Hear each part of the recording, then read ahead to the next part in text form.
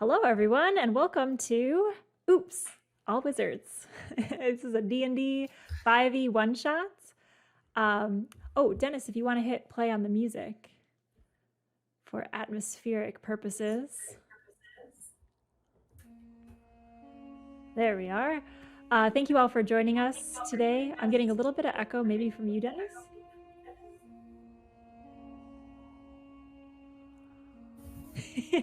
Yeah, you might want to mute the stream tab just in case you want me in surround sound. I don't know if chat does.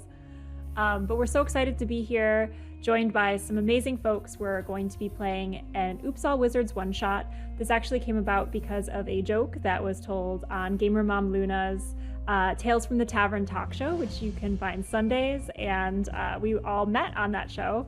And yeah, the rest is history. I'm so excited to have all of you fine folks here to play, and then also to have the D&D Experience, Dennis, here to lead us in this adventure.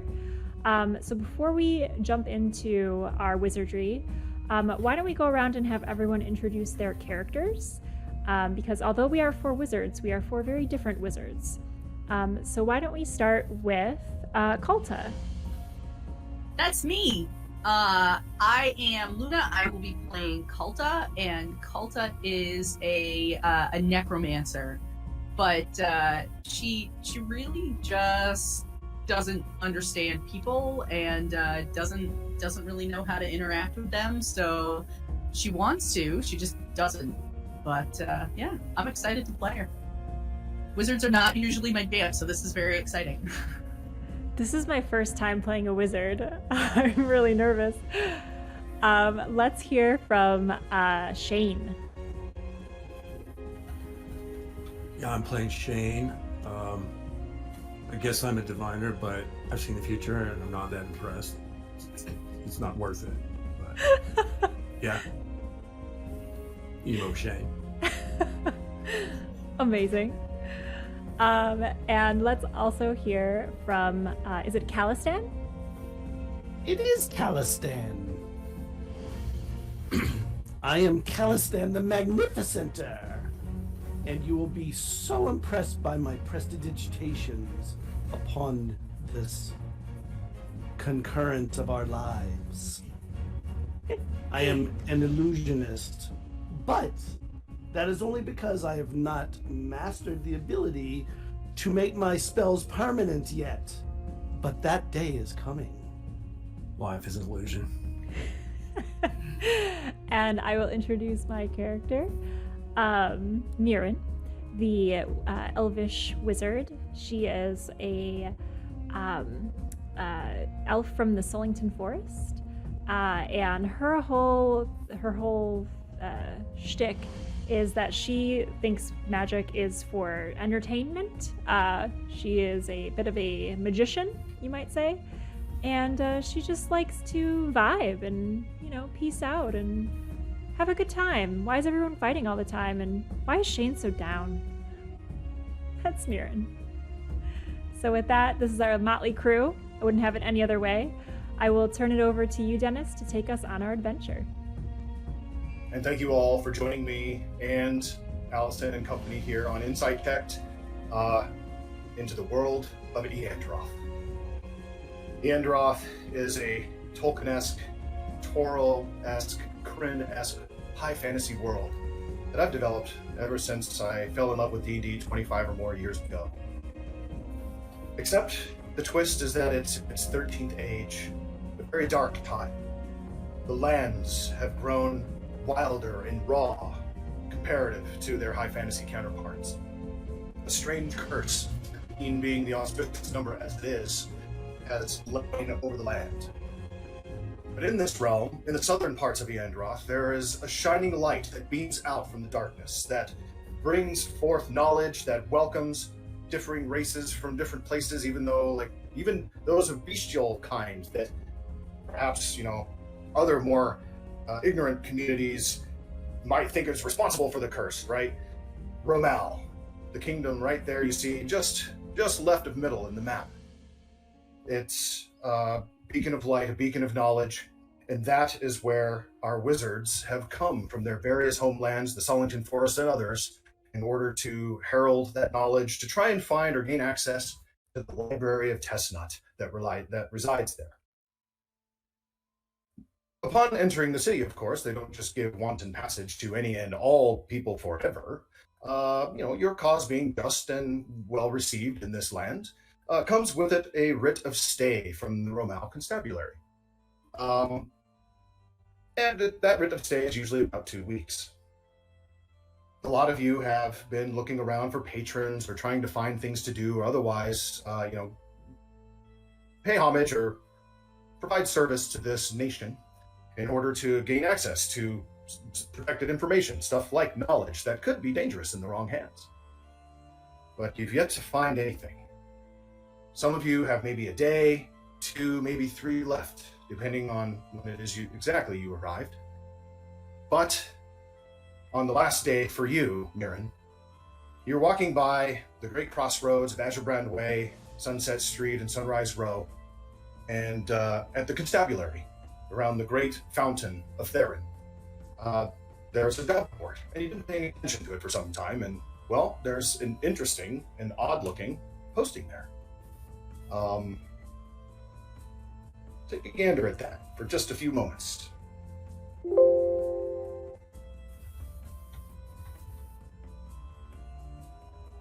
Gazing upon this, what do you do?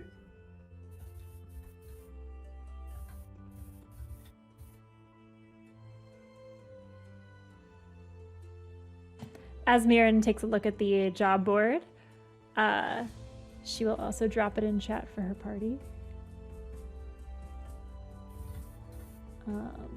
And has discovered that you made a beautiful file size that is very large, so she will work on editing that down. But check out the stream party. So she will kind of peer at it, I guess.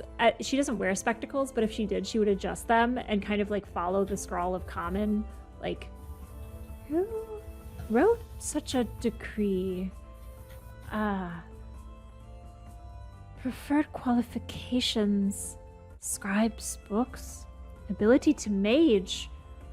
I am such a mage. She looks down at her hands and like just feels the tingle of magic there, and she like looks around for someone to confirm that this is indeed a job posting that she could do. Out, just at that time, out of the door of the constabulary, a 2-story building that lies on the corner there, you see he must be 13 or 14 years old. It's very odd seeing someone of that age walk out in the raiment of the constables. It's fresh and clean, as if it was just brand new, assigned to him today. He's fair of skin, a lot of freckles, blue upon blue eyes, and he has a giant helmet that clearly is way too big for him, and it must be for like a regular adult human. But for some reason, he's been given this station. Has little blonde locks of hat hair kind of like furl out from underneath this bassinet of a helm. Blue tabard with a golden set of scales, like the types of scales that befit justice, as hang on the sign outside the constabulary. Chainmail shirt and big baggy breeches with big floppy cavalier boots, the kind with the fold over. He's kind of looking around, and he looks like an official of this place, goofy though as he is, as he trips on a cobblestone out in front of you. He gathers himself. Yeah, can I help you? Oh, well, yes, actually. Do you know anything about this posting request from His Majesty King Roland? Oh yeah, that was totally posted this morning. Totally. I think, Magistrate Braha put it up there, which is, I mean, gosh, I can write better than that. But, that must have been Scribe. Yeah, it says right there, Scribe Carolinus. That guy's got to be 100 years old. I thought he retired. Well, I'm almost 100 years old. More. I'm an elf. Whoa. Wow. Well, you look so much more different than... Wait, hold, you're an elf? She Well, of course lifts you up are. her hair and reveals her pointy ears. And then kind of keeps the hair up. Whoa.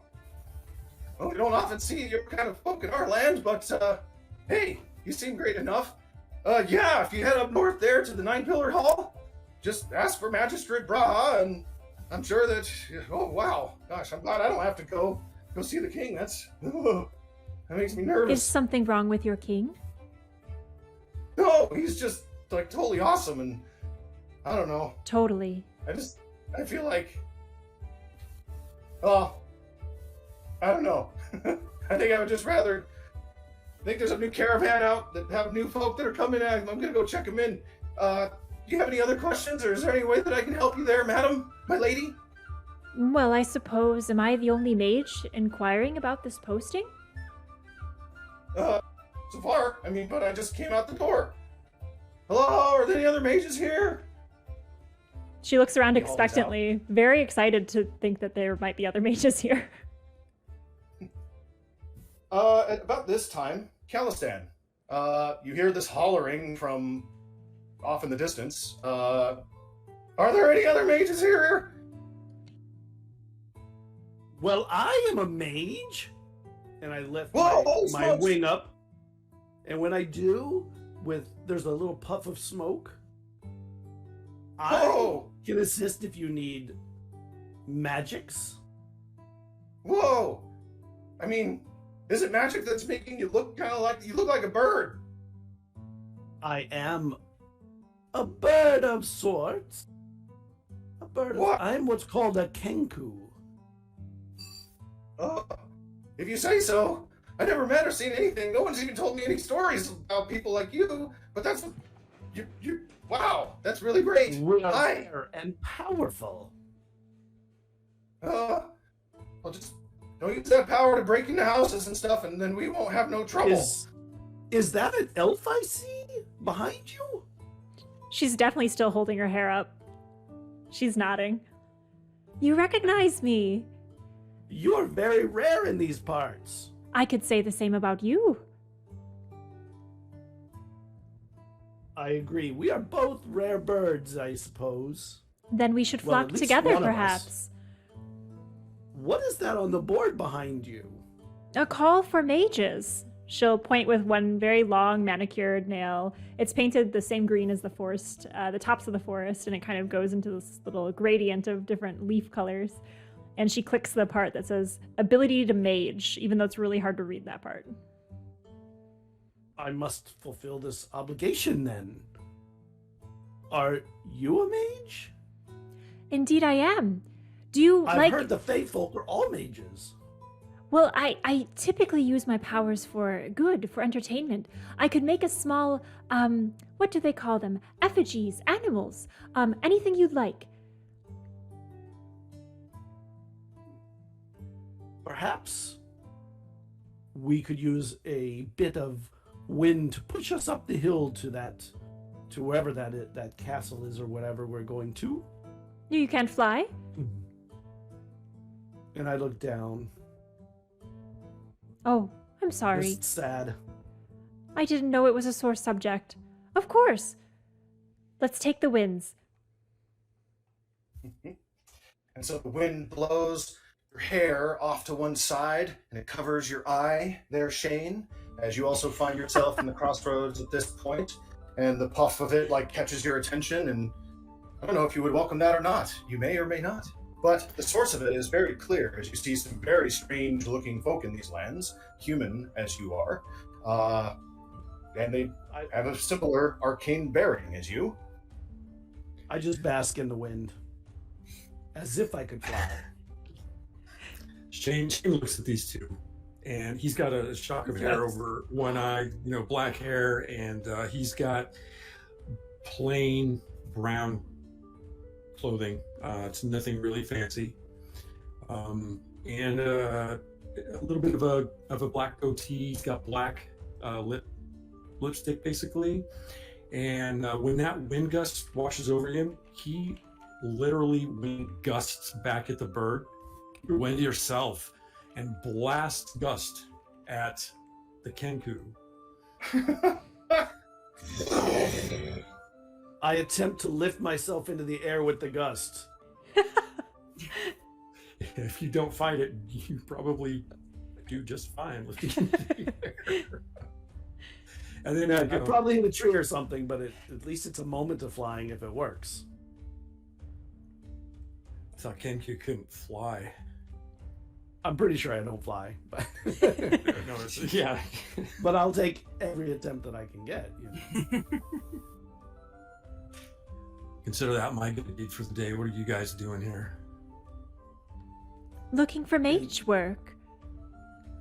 And I point at the board. Are you a mage of some kind? Oh, I'm a wizard. You obviously can make wind.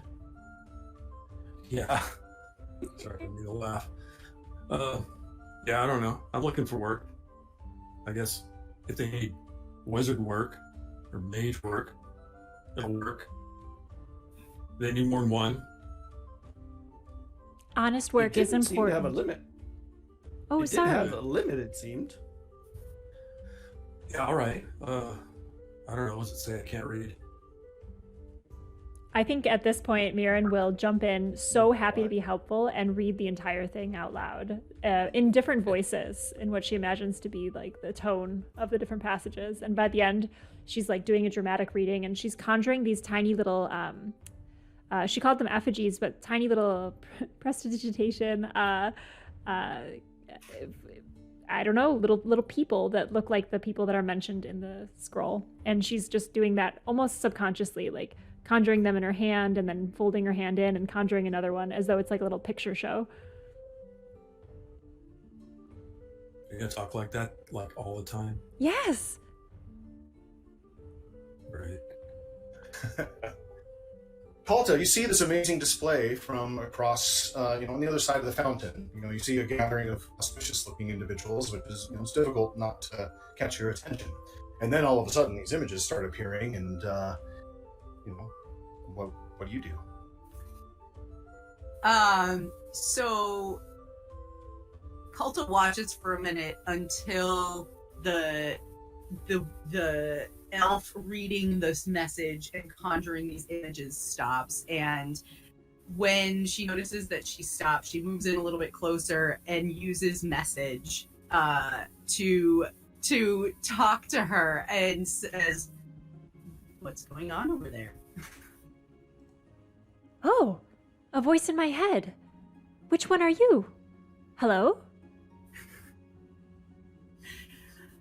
I will use it again, and I'll say, "I'm Culta. I'm over by the wall," and sort of like give a little half wave. Mirren spins in a very slow semicircle, kind of gazing at every single wall except for the wall Kelta is leaning against, and finally stops to rest on her at the very end. Oh, hello! You must come! You're so far away. Culta will walk over and is like just really like visibly like doesn't quite know how to act around people, so she's just like, "Hi, I do magic. What's going on?" Well, I point welcome at to the board flock. again when she starts talking about it. Welcome to the flock. We're a bunch of odd birds, I suppose, but we're all mages You're a here poet. looking for work. You do poetry. I do poetry too. Darkness, the dim of morning, the cloud and overcast of gray day. All day, every day. And tomorrow it'll be the same. I wrote that. Just now? Yeah. I do things really fast sometimes, and really, really well sometimes. All I heard was the sound of the sky and the beauty of it. But Yeah, it's up to the individual to interpret its meaning. And I'll use Mage Hand to pull the sign off the board. There are probably enough wizards going to be assisting in this now. We don't need competition, since this looks like all the wizards in this area. And I'll take the thing off the board. Okay.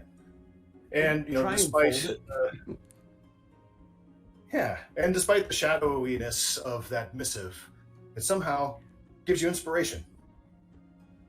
Ooh. You have inspiration. Look at that. I feel very inspired all of a sudden. For those that don't know, inspiration is a mechanic in D&D that allows for like a reroll in a bad situation or something like that. Gives you advantage, basically. And that's something for funny moments, something for interesting points of glory, or what have you as our adventure progresses. As was Players out there, you can almost always get it with poetry and singing. Either one gets you inspiration. FYI.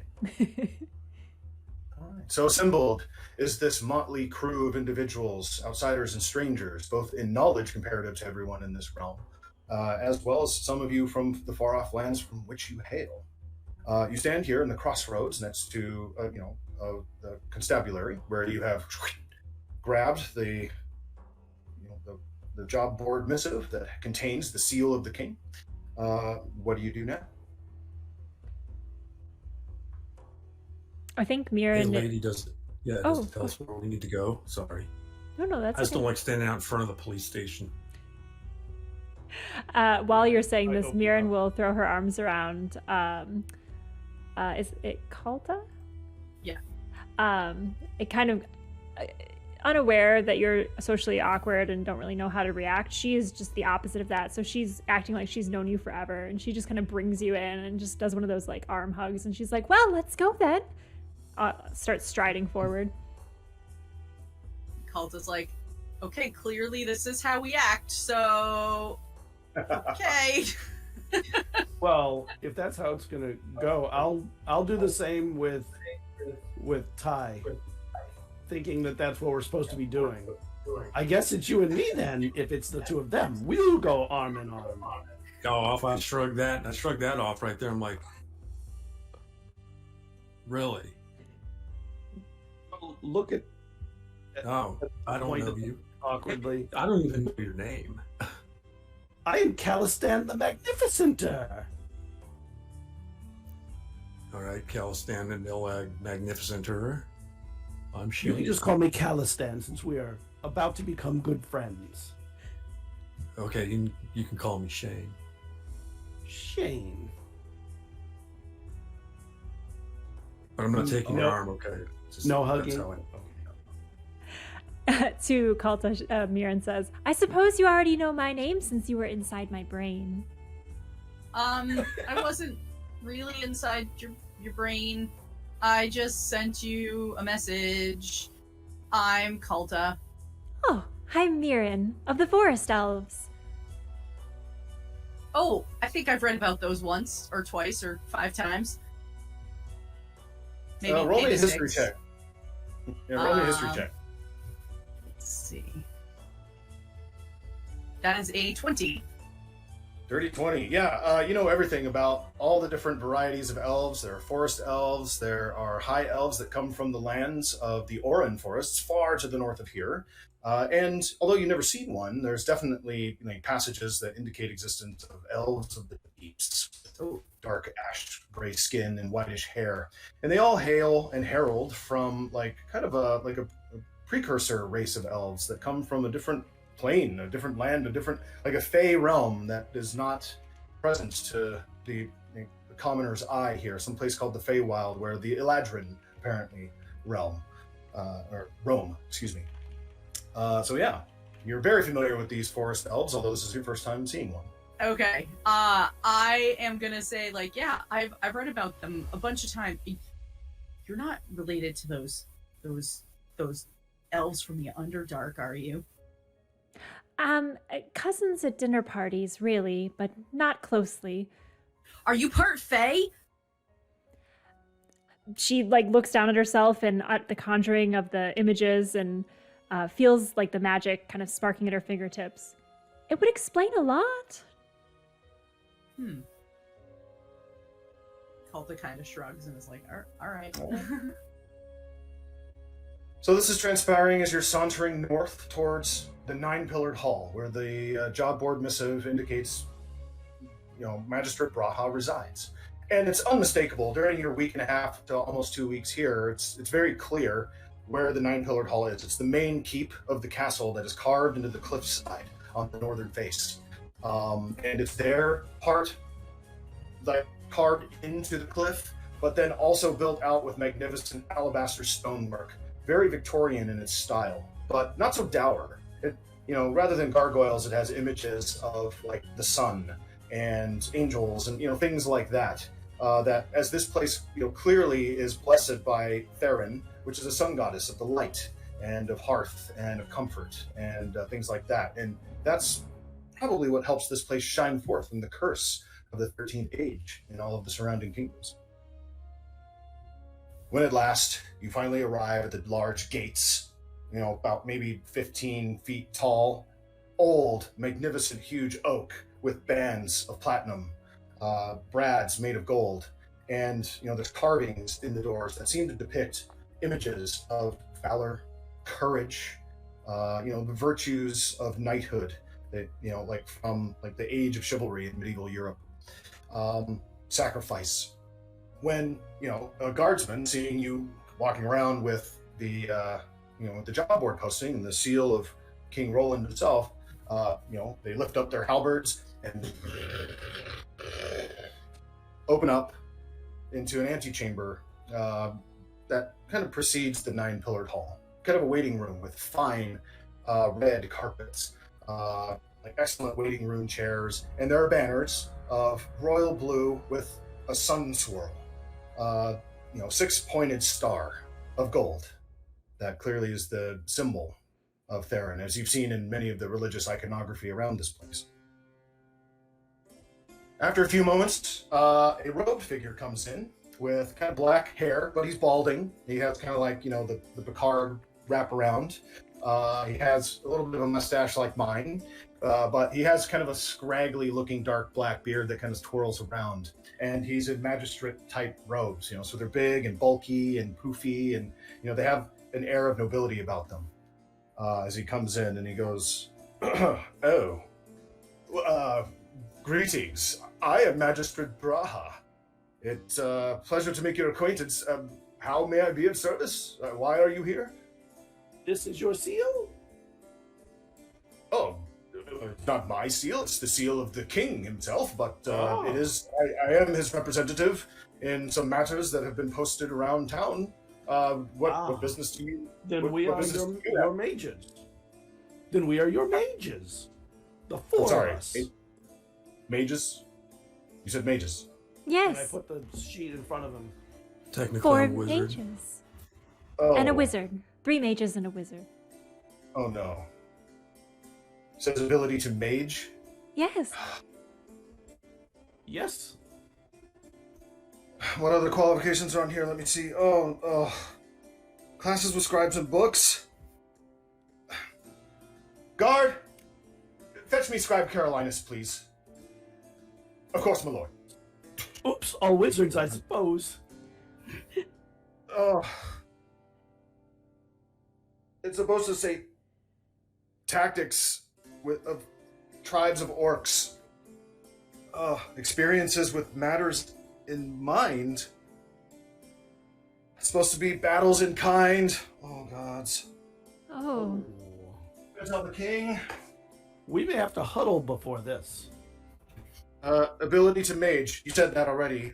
Do you have the ability to rage by chance? Rage. Goodness me, no. Oh. Let me guess. I mean, I get mad sometimes. You don't have a penchant for the insane, do you? Mirren immediately looks at Shane. I can't speak for everybody about that. I mean, it depends on who you ask, I guess. Well, my lord, Scribe Carolinus, as requested. Like a really old, fully bald. His head is kind of covered with those kind of brown spots that look like old gumdrops that you see sometimes. And he's got like scraggly white, his super wrinkly, and got his eyes are almost closed. And he comes in, he's hunched back, and he's like, You asked for me there, sire?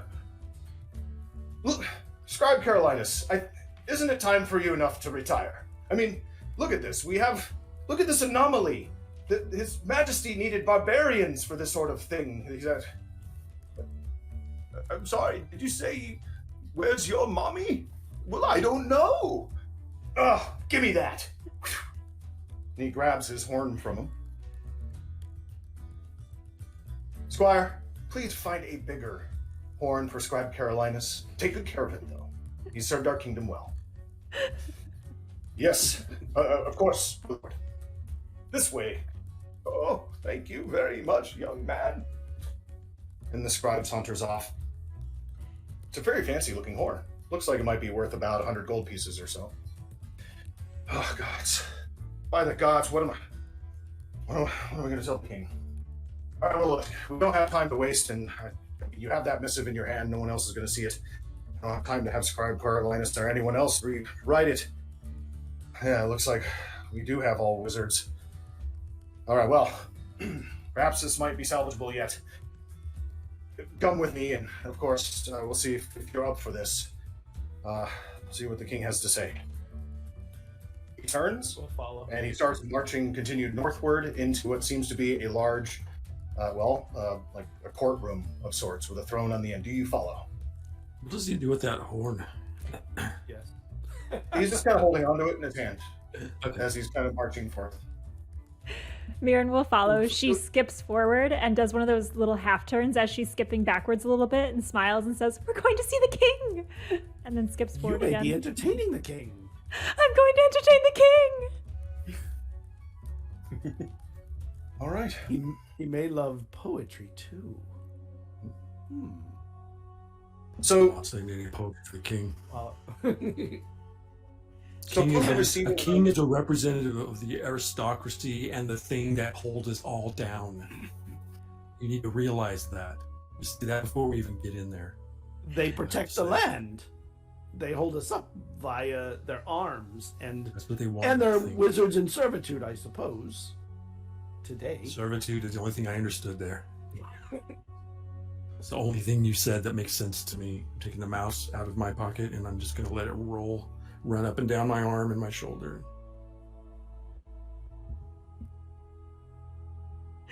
do the rest of you follow Mirren, and she follows Magistrate Braha I love this into so the much. courtroom. Mirren skips a beat when she hears the talk of servitude, and she gives a little like, this is good, I think," and continues forward.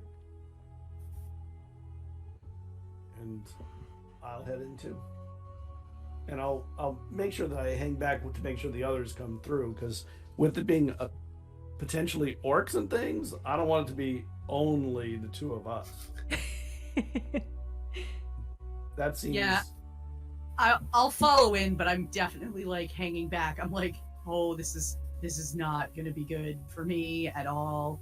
I have no idea what I'm doing.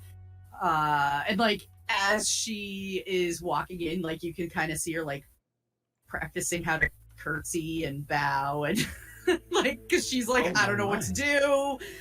And she's like tripping over her feet in the process. So No. It's very simple. You raise your wing and bring it in. So she, in a mimicking form, raises up her arm and then brings it in and is like, I don't have a wing, but like holding up her Sadly. robe sleeve is like hanging down. She's like, will that work? Yeah, I suppose we'll have to do. At least you have the clothing to give you that mass you need to make a bow look proper. All right. I'm not bowing to anybody. So you enter the courtroom, and the courtroom itself is the 9-pillared hall, which is aptly named for its magnificent alabaster pillars carved from large stones, again similar to the door, with bas-reliefs of images that must be of the history of this place. As it's about mid-afternoon at this point of the day, flanked on the east and west are stained glass windows that have similar images of chivalry, of honor, sacrifice, etc., of panes of gold and white. There The only other things that provide any color here are the banners of royal blue, very similar to the ones that were in the waiting room, and one auspicious stained glass window that sits above what clearly is the throne of the king, for it is an ostentatious chair, to say the least. But the stained glass window doesn't have any white or even gold panels. It's every color otherwise. And it's in the image of a beautiful woman in, it's called a chiton. It's very similar to a toga. It's a little bit more revealing, but not so much as to be unclassy. And this woman has probably 4 sets of arms, similar to like what you would see in like East Indian mythos.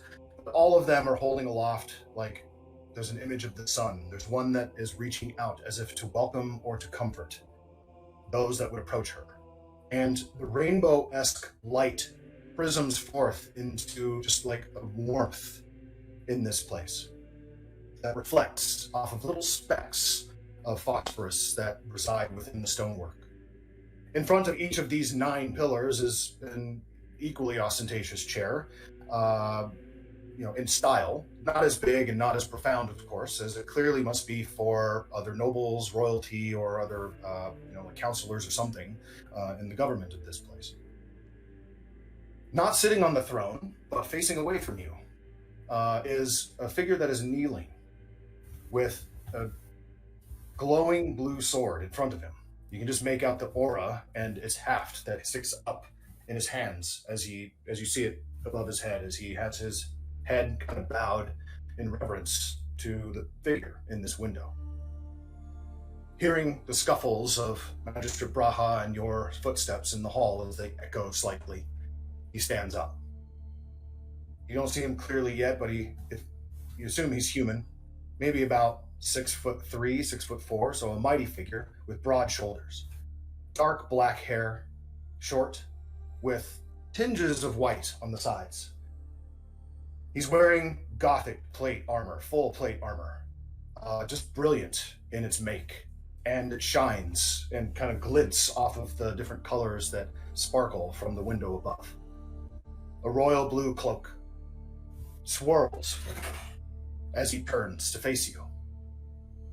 You see him sheathe his sword, broad jaw, Riker-esque, or very similar to Walter Raleigh's style beard that also is jet black. And he has blue upon blue eyes, similar to that kid that you ran into earlier.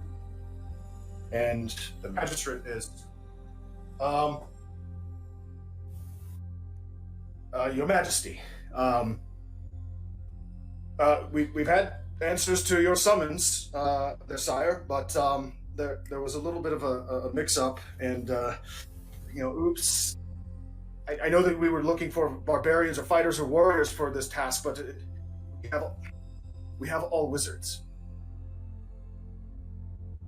I see. There's often might in knowledge, as in brawn. Who knows if it will be, or if they will be up to this task? Please have them approach me. The magistrate turns back to you and waves you to come forward. As I step forward, I put my arm on his shoulder. It's okay. You've done your job, and you've done it well today. Thanks. I hope that it works. I hope that you are up to or are able to help us. But the king will tell you more about that. I present to you the 4 wizards that have answered your call there, my liege. By your leave? Yes, of course. Let me know if anyone else applies. Always a good sign. He bowed. Right. And he walks away. Greetings, travelers from distant lands, for clearly I see the favors of writ of stay upon your belt, so you are visitors in our land. You are most welcome here. Whom do I have the pleasure of addressing here in our blessed hall? Niren is so nervous she can't speak, and she's summoning dancing lights, and they're flickering on and off. So the lights are kind of sputtering on and off all around her as she gets more and more nervous, and she looks over at Shane. speechless. I'm Shane. Shane has many words other than his name. We have heard some. I don't want to have to tell him that. I don't want to have to say more. I am Calistan the Magnificenter, a spellcaster from a distant land, here to answer your summons. And you Perchance. you are of an avian bearing. Interesting. I've heard tell of your people from the far north, but I've not had the pleasure of meeting any of them until now. But I've heard nothing but good things. Welcome. And I have never met a king. And you, my Lord Shane, I think you are wise, for it's not so much how much someone says, but the quality in what they say. Perhaps Shane is all that I need to know, and for that I'm thankful for your... Shane! Yes, my lady. And she puts the dancing lights in the form of the word Shane behind him.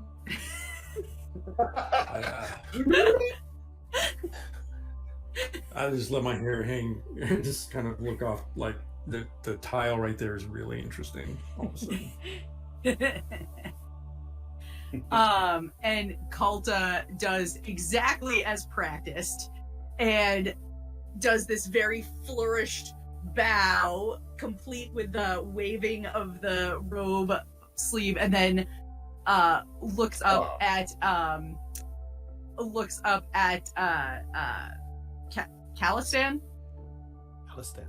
and is like, was that how you do it? You are correct, my lady, in the court chivalry of our fair nation in the far north, our sister nation, Caledon. You must have traveled far from there. For that, I am thankful. Welcome. I'm I suppose Kalta. I can... Oh, well met. Your people are akin to mine.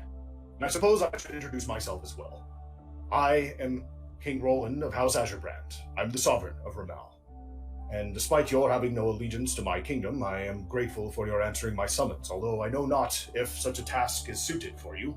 But perhaps it may be yet in ways that I cannot foretell, as seems to be the way of you wizardly folk.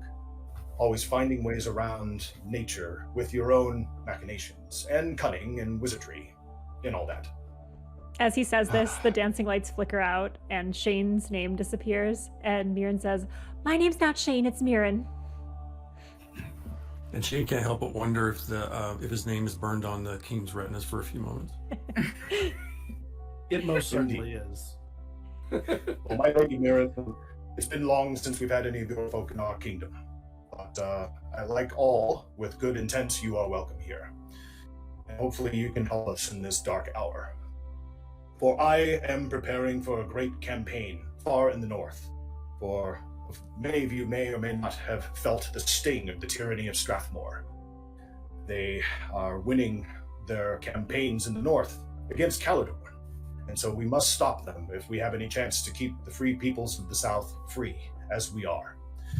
But as we have been preparing for our readiness, many of my holy knights, my paladins, have been dispatched to judge our current state of affairs, how our farms are doing, and so on. Unfortunately, 5 of my great warriors have been overrun, have been taken captive by foul orcs. Many from the Urog clan, which have not been seen this far north of their southern tribes field for many an age. So the fact that this has even happened, and they've overpowered the valiant bravery and fighting prowess of my knights, I couldn't think but to fight fire with fire against those barbarian orcs, seek those of barbarian ilk and visitors from perhaps the Jasper Mountains or something. But the mix-up as it is, I fear for the safety of my knights. And while I suspect that Magistrate Braha will be seeking others, I cannot just sit here and wait, nor can I go myself, as I have many things to prepare for here for far greater purpose. Which is why I've asked for conscripts, outsiders, those with the bravery or willingness to help me. Be it as it may, the alignment of this task to your abilities. It would be dangerous.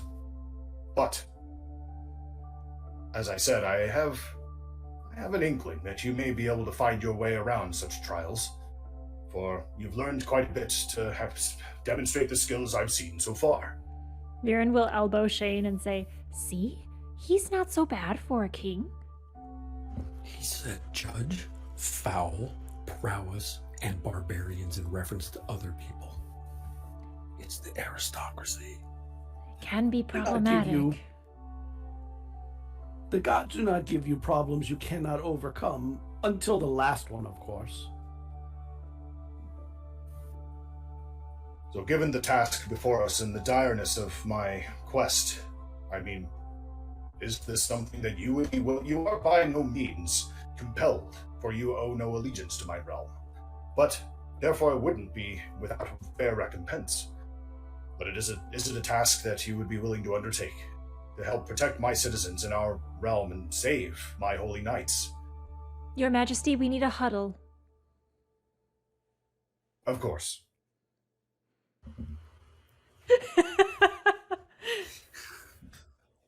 What did he actually say what we're supposed to do? I think we must fight the barbarians with all of our rage and mage. Mage rage. Mage rage. There's a poem in that. There's a It's coming poem to me in already. so many things. Tell it to us, Shane. I gotta work on it a little bit. You just said it. Like I have to let it develop, you know?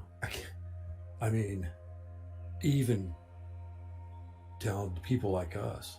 I mean, assuming that we're all on the same page. Page, rage, mage. It's coming. It's coming, Rage, yeah. rage. Let me work on that for a minute. Talk amongst yourselves.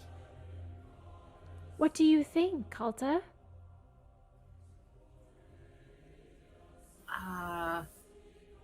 I think. I mean, I guess. I guess we could do it. I don't know about the rage thing, but I think we got the mage thing down.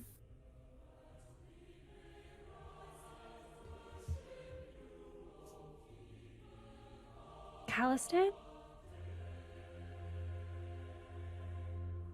Well, what say you and your company? Do birds of a feather flock to fight barbarians together? I got think it. we should be doing this because we can help all the little people and the little birds too.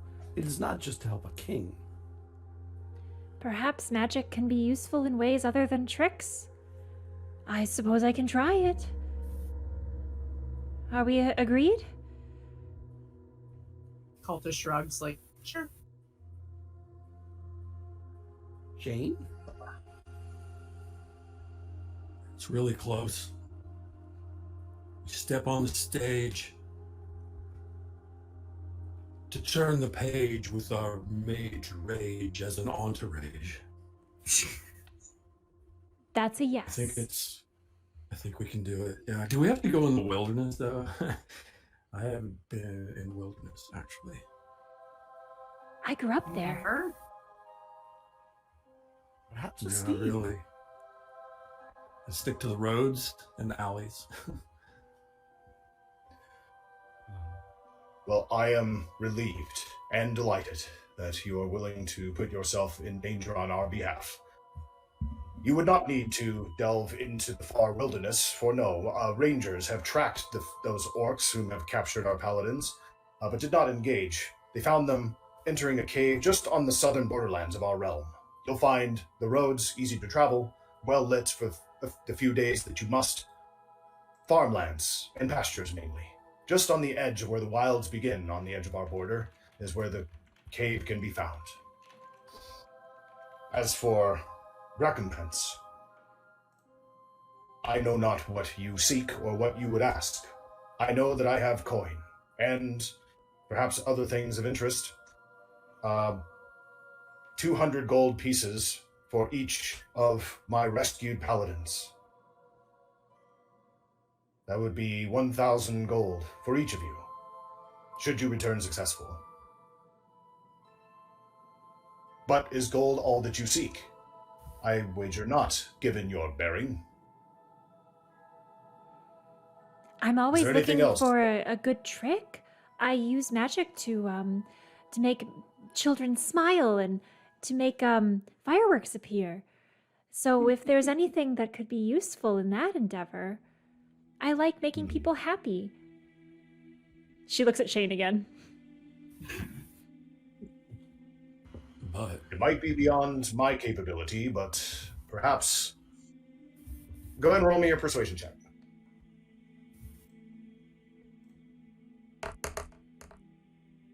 Six.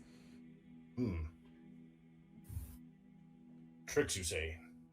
We do have, he's not quite a mage, but he is a sage, by the name of Marthrix, and he might be able to turn you on to, or at least guide you towards that which you seek. But the kind of knowledge that you're looking for is very well protected in our realm. But maybe it's something that could be worked up to. It is difficult to have true fun. Well, what of the rest of Talking it? about that. I want a black and silver-haired fox. Go ahead and roll me a persuasion check. Roll with my pathetic little physical dice here. No. I don't think I got out of single digits. Oh man, persuasion. Yeah, no, boy, 1.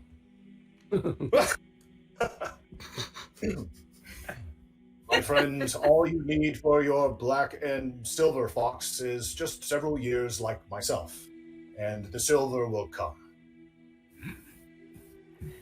I'll try to come But up what with you something ask else. is beyond my ability to provide, other than awaiting time.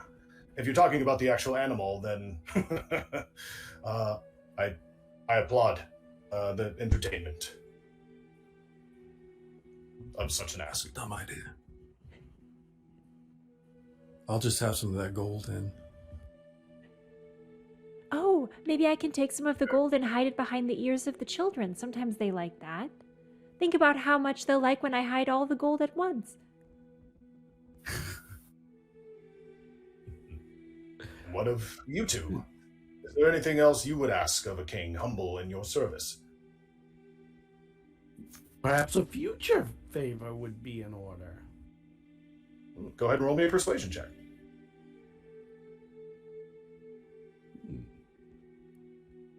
Ooh. Oh no. He's not falling for the mob offer. Not with a 3.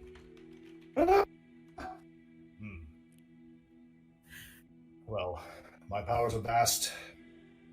Not something to be taken lightly. But what I can do is offer you and the rest of your company extensions on your rich stay in order to find patrons, perhaps even by knights, if they're gracious and grateful. I suspect they would be willing to sponsor you for longer-term residency in our kingdom, especially if you prove yourselves of valor in this quest. But my favor, maybe, in the future, someday. And what of you, Baubles. my lady? Baubles, you say? Baubles will do then. And what of you, my lady? I think I would like access to knowledge that's not available in the regular library here. Go ahead and roll me a perception check. Persuasion. This is gonna be. Oh, actually, that was a 15. Yes, Ooh, we got okay. one. All right. Indeed. The Library of Testnut is full of such knowledge, and if that's what you seek, perhaps that knowledge and learnings can aid our kingdom should you choose to remain here, or if you go to Caledorn in order to help them stop the Strathmore tyrants. Return successful, and it shall be done. Thank you. She's like, I think course. that's what I was supposed to say next. Mira nods enthusiastically. And it should be I that is thanking you for I would be at a loss without your help. I hope that it works. Is there anything Yeah. else you need from me, Yeah. questions, or anything else before you set out upon your journey? I had one. Information- Yes. I had one other idea. I hate school, but I got to keep learning.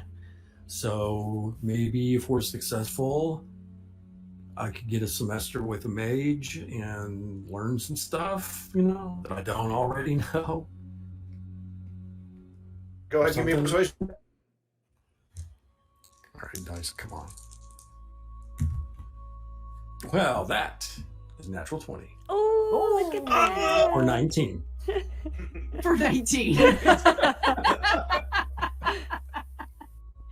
Indeed. Love it. Yes, return successful, and of course that will have proven your skill and ability to wield such knowledge. I will send a dispatch to the Archmage of these southern lands. His name is Eric Aristal, and perhaps he will even come here to teach you classes himself if I ask him for his favor. He owes me a few. It will be done if you return. Thanks. Go to school again.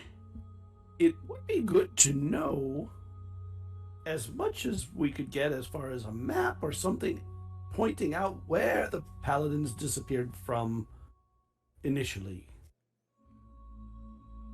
Squad! Fetch the Ranger's reports, please. Yes, of course, sire. A young man goes and saunters off.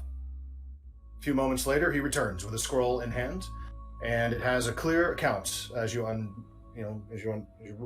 it of where the events happened that were first reported by a couple of the squires and pages of the knights that had been captured that survived the incident, and the missives and notes and diagrams on city maps from the rangers that lead you to exactly where the orcs have holed up, at least as far as they've been able to tell.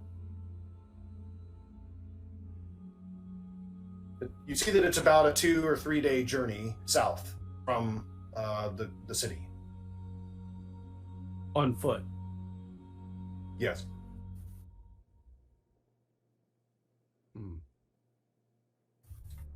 Do you have spare beasts of burden that we could Of course. use to speed the journey? Of course. I wouldn't think of you hoofing it on foot. Especially with the might and resiliency of our cavalry, we have many horses, of course. Ones will be made for each of you, to your disposal. They will be waiting in the livery outside the city gates. Is there anything else the rest of you need? Yes. Oh, yes, no, thank you. I was just wondering, the people we're to fight, do they have any soft spots? Sometimes when I tickle the children, they squeal, in particular when I get the ribs or the elbow. Is there any part of them that is softer, or things they don't like that we should know about? Well, orcs generally don't like any of us. As far as soft spots go, neck, below the ribs, their general anatomy is very similar to ours, and they protect it thusly. So they wear armor and use weapons, and the difficulty, however, is that they often don't feel pain. And that's where the rage comes in, and that's where fighting fire with fire was my intent in this endeavor. Perhaps you can find ways to make them feel pain other than natural causes with your wizardry. I've heard that some of you can implant suggestions and things in the minds of others. Perhaps that will avail you in this quest. I can create things out of nothing. Perhaps you can create their demise. That would be preferential in this endeavor. Of course. She smiles and she's got just this delightful little look. And she says, "Thank you so much, Your Majesty." And she leans forward and says, "Don't forget to wash behind your ears." And she plucks a silver piece from behind his ear, rolls it through her fingers. Go ahead and roll me a sleight of hand check. She's so cute. I love her. It's He's a gonna 9. die. Probably lots of death flags. So totally. It's gonna be glorious. Let's That's see. a 9. He has a +3 to his perception. Yeah, no, he's like, Ah, wonderful, wonderful. Yes, when I was but a page for squiring for my father, I remember that we had a great festival once where a magician such as yourself did the exact same thing to me. But he betrayed your secrets, you see, where he told me exactly how it works, and I felt that flick behind my ear.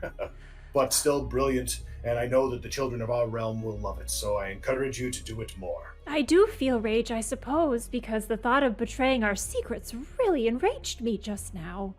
Come on, everyone. Ah. Let's go! We're off. Very well. Then you're off, and may the light protect you. Thank you again. Later. May the powers of Theron shine upon your path. Oh, wait. Wait. One last thing. Stop. Because I owe those knights my protection as their king, and cannot be with them. Ding! He pulls forth that glowing blue blade that he was kneeling in front of earlier. He says, I would have you take this in my stead as proxy for their protection. You see that he has a beautiful longsword in his hand that again glows blue. And he holds it out. I'm gonna grab it Okay. Go for it, Shane. unceremoniously.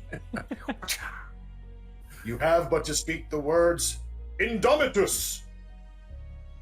And it will come to life in your hands, dancing about, if you will, in order to bring my justice and wrath upon those that have waylaid my patrons.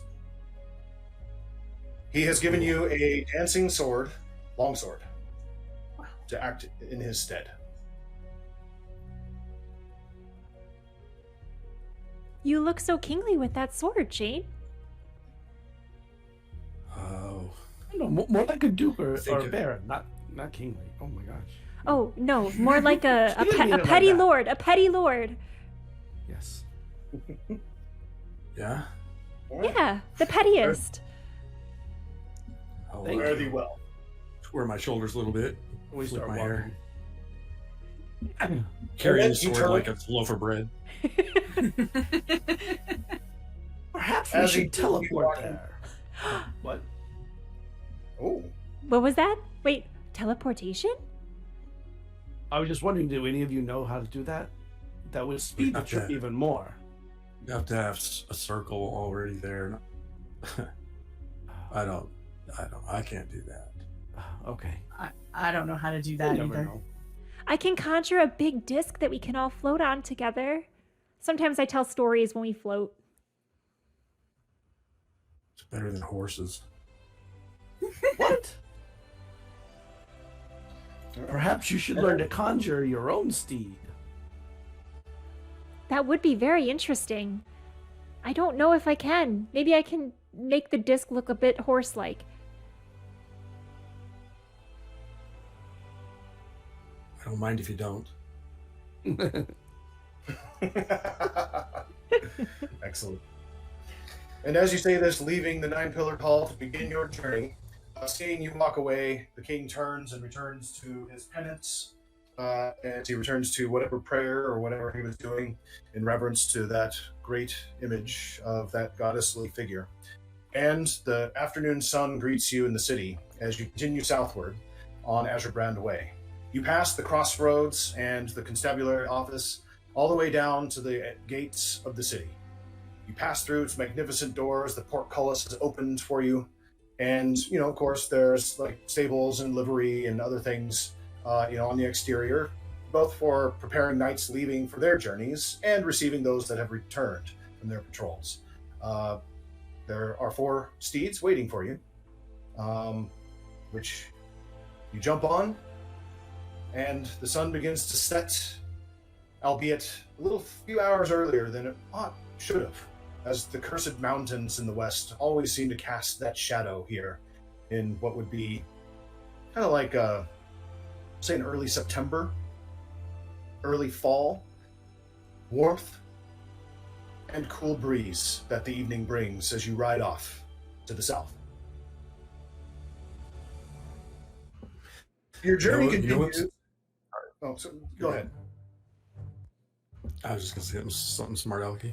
No, go for it. What's bothering me? I didn't think of the word sage. Yeah, that's a really good rhyme. Yeah. I'll have to start over again. Oh no, I know what. Give me another word. Give me something. Give me a different word. That doesn't rhyme with mage? Nothing with age. Oh What man, could- I didn't even think of age. Leech, perhaps. It's a half rhyme. Ah. No, I want to do something. I want to do something else besides an age rhyme. What about Kalta? She says, pointing directly at Kalta. I don't Okay, think I'll there's work on it. anything that rhymes with my name. Let me Balta. try. Let me work on it. I think Mirren will just ineffectually say non-existent words that rhyme with Kalta for at least 5 minutes. Balta. I want Okay. chocolate Malta. And we all ride, Yeah. annoying each other in equal measure. Maybe not equal. And after about 2.5 days, you ride south at a brisk pace, so a little bit faster than one would normally be able to jog or run. And you follow the map and the instructions and the lay of the land that was described by the scouts and the witnesses of the incident, and of course the rangers that scouted the orcs' whereabouts. And you arrive. I don't know if you can see the battle map, or if our audience can see the locale with which you find the entrance to this strange cave.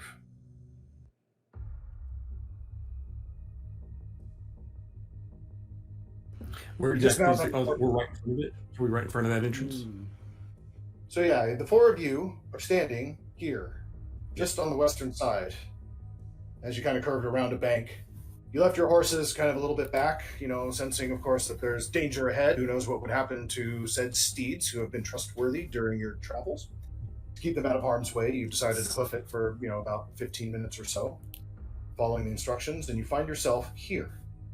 And just for point of order, nothing is threatening at first as you approach, but go ahead and roll initiative for me.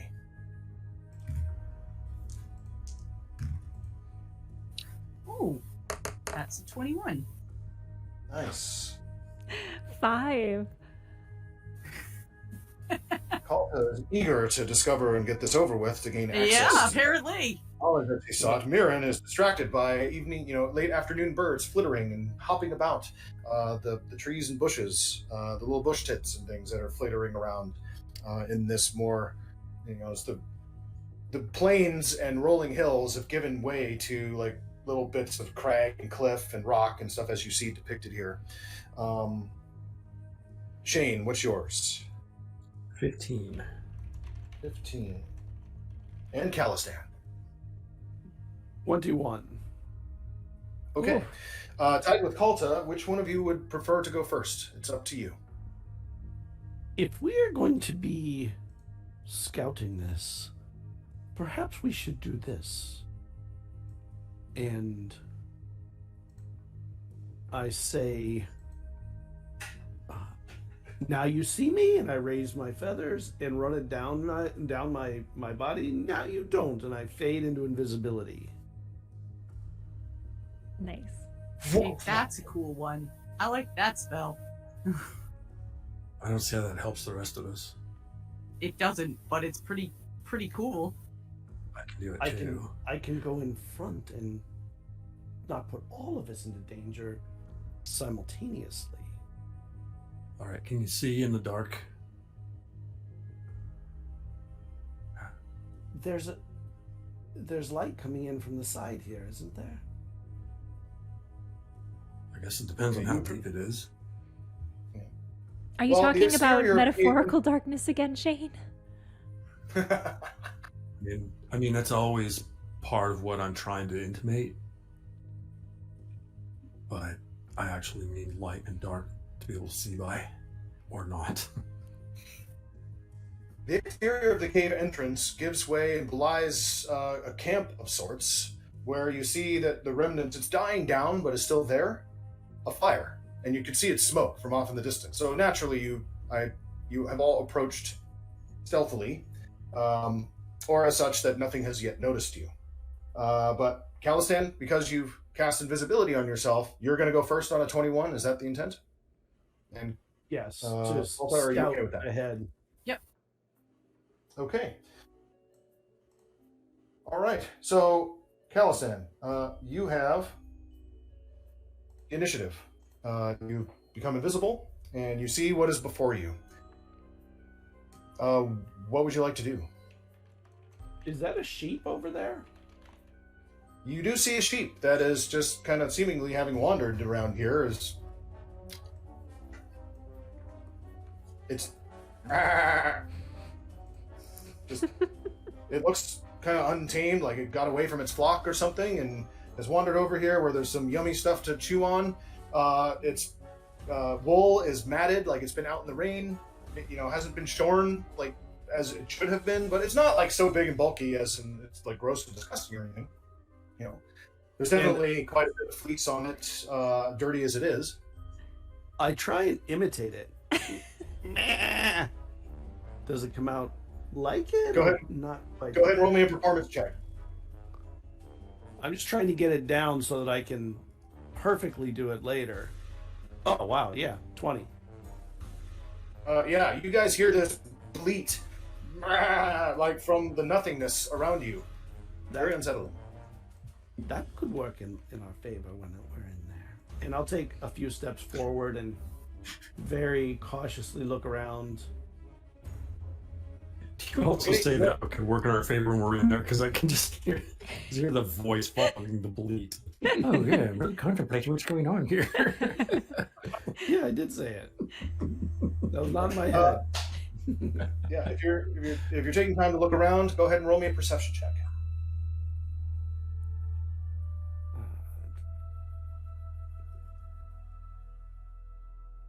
Oh wow, 21. Holy I'm 21. moly. Okay, with your bird's eye vision here, it's bright out, kind of like we'll say it's 5 p.m. again in that early September time frame, so it's not dark enough to be dim light. Here's what you see. First, you can't help but just like get your eye drawn to some strange glowing effigies that exist up on the corners of the rock face that encircle the cave entrance leading this way. You see that there is an orc here that has been eviscerated from the middle, right? Like part of its torso is kind of like, its head and face are facing up, all grody looking, and its legs are like, and hips are like like backwards and offset from it. And there's just, you see the blood like soaked into the grass. You see that there's a fire that is dying down. You see like a funky looking sheep next to you. You see what appears to be a pile. Wait, what do you mean funky looking sheep? What makes it funky looking? Oh, because it hasn't been shorn recently. It's been rained on a bit. Okay. Yeah, that's it. It's not a well manicured, well kept sheep. It's kind of funky looking. You see what appears to be a pile of like. It definitely does not look orcish. It's bright, polished, shiny steel. There are boots and shields and helmets, and you're not sure exactly how many are there because you're not looking at the pile directly, but there's definitely a pile of non-orcish armor and equipment that's laying on the ground. You see another orc here that is underneath a lean-to, and its head is gone. You see another orc up on the cliff that you can't tell how it was killed, but it's slumped over a rock and is clearly motionless, and you can see the flies buzzing around it. You see like a broken barrel, and you're not sure. Maybe that's an orc. You don't know because it's just a pile of. It's like a pile of viscera, like just like, ugh. You shudder and quickly avert your eyes. There are some old bones littered about. And because you got a 20 or higher, you also notice that there appears to be like some splatters of black liquid of some kind, like oil, like old engine oil, that seem to be kind of like, there's scrapes in the mud around where this grisly scene is played out.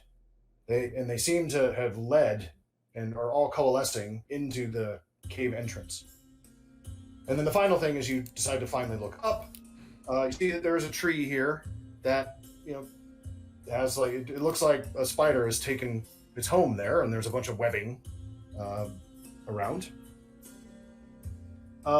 This log that you're standing next to, as again with a 20 or higher, you detect like a bunch of black ridges on it, as if it was burned, but it doesn't look like it's been near or close to a fire or any other fire like it. It must have been struck by lightning. What kind of wood it is, you're not sure. But clearly it's like the remnants of a tree that has been split apart by a storm in some weeks past. That is the result of your perception check. This place looks very dangerous. There's a lot of death in there. What do you think, Shane? And I'm gonna start walking along the back of the tree line to try and come around to where the pile of shields and stuff is. Okay. All right, there. Quietly. And occasionally a nervous bleat. Trying to maintain the facade of sheepiness. All right, go ahead and roll me a stealth check with advantage, of course, because you're invisible. And then that will conclude your turn and bring us to Kulta. 14. 14? All right, good to know. Yep. All right, What do you let's see. You are here. So I want to get a better look at the map real quick. Okay. I am going to I think I'm gonna just continue like trying to move in really slowly and quietly and just just looking around for any signs of anything else that might be a hint, a clue, anything like that. So Okay. All right. So go ahead and how far exactly? Where do you want to move to? You can pretty much reach anywhere. Like, Yeah. where do you want to go? I think I want to go over to is that like a lean-to type thing? Yep. There's an orb Yeah. there with no. Yeah, I think I want to go over and scope that out. Okay. You do so carefully. Go ahead and roll me a stealth check. 14. Okay, good to know. All right, you go ahead and check out and start rifling through the orc's corpse. You find it's got like some pretty hack hide armor, but there's some really nicely made, like it was taken from other pieces of armor, perhaps from its kills or something during its life. Little pieces of cured leather, like scales from like a scaled leather armor or something like that appear like definitely don't look orcish, but are very well made and have like some really good embossing in them of some like a symbol of a candle with crossed arrows, for example. And there appears to be a bottle on its belt. Whatever happened to this creature, to this orc, it doesn't seem like it had a chance to pull out this very recognizable potion of healing. Ooh. Oh, I think I will definitely take that off its belt. All the Okay. wizards are like, ooh.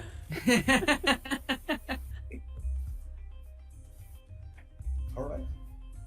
Anything else? I'm gonna take the leather scraps and stuff too. Okay.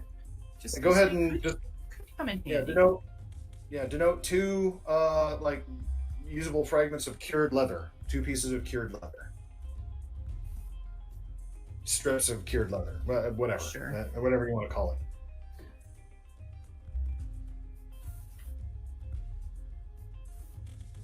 All right, Shane. I think Shane's gonna half consciously take Miriam's hand and say, "We should probably wait here," but he said there's a lot of death in there. I want to see it. What do you think? Oh, that's not where I thought you were going with that.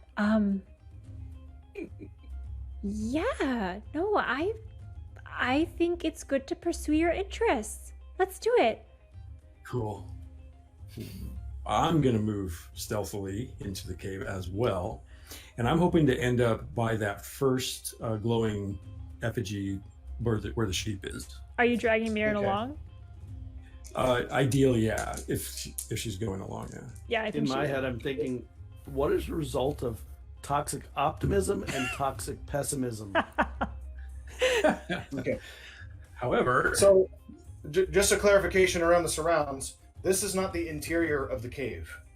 This is the outside of the cave where the orcs have made some sort of a small camp to like scout or keep vigil. The actual entrance to the cave resides here beneath this tree and roots. Ew. And it's very dark in there, which of course you can't see anything inside. I'm curious what's making this glow, though. Okay. Go ahead and roll me an Arcana check.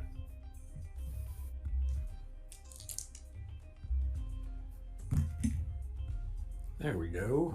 That's 18 plus. 25. Surprise, surprise. 25. Holy smokes. Okay.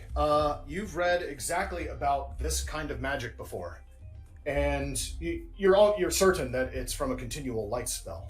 But the fact that it glows blue, and as you start looking at some of the runes on the edges of the escarpments that kind of hold on to the globes where the continual light spell is cast, it harkens back to like 4th age magic. Like whatever this is like it's a symbol of arcane presence from, let's see, it's the 13th age now. 4th age probably would have been around for maybe 5,000 years past. So does magic, did it age or evolve over time? Is that kind of the idea? So this is something of a pre-modern, it sounds like that's exactly what you said. It's a pre-modern era kind of arcana. Yes, no, it is. You recognize so some of the symbols, right? So you rolled a 25. So the verbal components for spells, the words that bring forth the essence of the energy of the spell you're casting, like Firebolt, right? Like what kind of word do you use to cast Firebolt? Maybe it's Inflammico. Maybe because it's the memory of that fire, maybe the pain of it or the majesty of it from the very first wizards. And it's the memory of that thought, that word that has found itself into the lattice of the weave in the world. That's what allows that word to invoke its magic now. But other words will have been the memory of others even further distant past. Mm-hmm. And it's the proto versions of those symbols and from those arcane formulas and everything that you recognize as being old. It's kind of like when you read Shakespearean, right? Shakespearean English versus our contemporary version, right? That's the difference that you see in not just the color and the essence of the spell with your Arcana check, but again, what you recognize in some sigils that are carved in the escarpments that hold the sconces, rather. I'm even thinking potentially more further back, like maybe like Old English, which is, old common. Sure. Yeah. Almost, yeah. So I point that out to Mirren. This is old. It's like old. Whoever cast this goes back to old. You see that word right there? Do you know that word? It just looks like scribbles. Yeah. Old common for this is just basically light, but it's blue. Wow. It's like a museum. Yeah. With dead orcs. Museum. I'm gonna use that word because it's easier to run than Culta. Only Like slightly. Mirren? Yes. Mirren has been pulled along, I believe, near... Yes, you are here, kind of between the fire and Okay. the funky tree. And this is where you are. I think Mirren, having always been someone who puts on a show, is used to people watching her, so she's gonna look around and see if anyone's watching them now. All right, go ahead and roll me a perception check. 15. A 15. Okay. Yeah, I mean, you notice that there's a sheep watching you, and there's also like kind of there's this big spider on top of this tree amidst this webbing, and you think it's looking at you. You're not sure with how many of its eyes with which it is looking upon you, but it is just kind of looking at in your general direction with one of them or two of them or something. But that's about it. Any other eavesdroppers or other kinds, you don't hear or notice any other scrying. Oh. Well, it looks like we're alone up here. Should we go inside the ancient arcane cave? Hey, everybody, what do you want to do? I think we should check it out. I don't know if you heard me tell Miriam, but this is old. There's old magic here. Like we might be dealing with maybe, you know what? What was that guy's name? Who's going to teach us next semester? Oh, Eric. Eric, yeah, maybe it's Eric. I don't know. You think Eric? Perhaps we should take the sheep. I think so too. I think it's a witness. I'm thinking more an obstruction. Oh. Oh. Sorry, she says, looking at the sheep. Do you want it, Mira? Do you want to do anything else? I think Mirren at that will pick up the sheep around its Oh. midsection. You pick it up, and it's now kind of like wriggling around in your hand. It seems annoying. I'm trying to match the tone to turn it into part of my sound effect repertoire. Give me a Nice. performance check.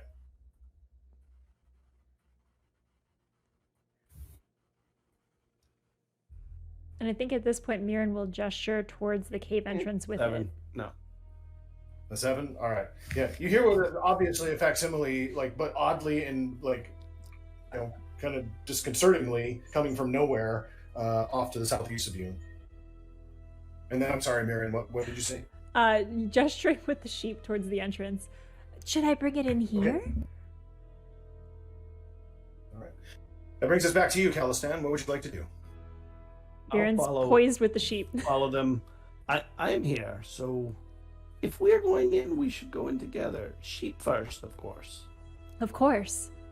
That's the motto. Can I ready, or was my perception check my action on my turn? I mean, I was going to give you some more, so you want to ready an action? Can I to do ready something the else? sheep walking in action? Sheep toss. Can I ready my Sure. sheep? Can I ready my sheep? Okay. Locked and loaded sheep. Locked and loaded. Oh, nice. Oh! Inspiration. Nailed that That's so good. one. All right, so you've readied an action to do what? To Oh. follow somebody in when they go in? To the cave, or- chuck the sheep forward before everyone.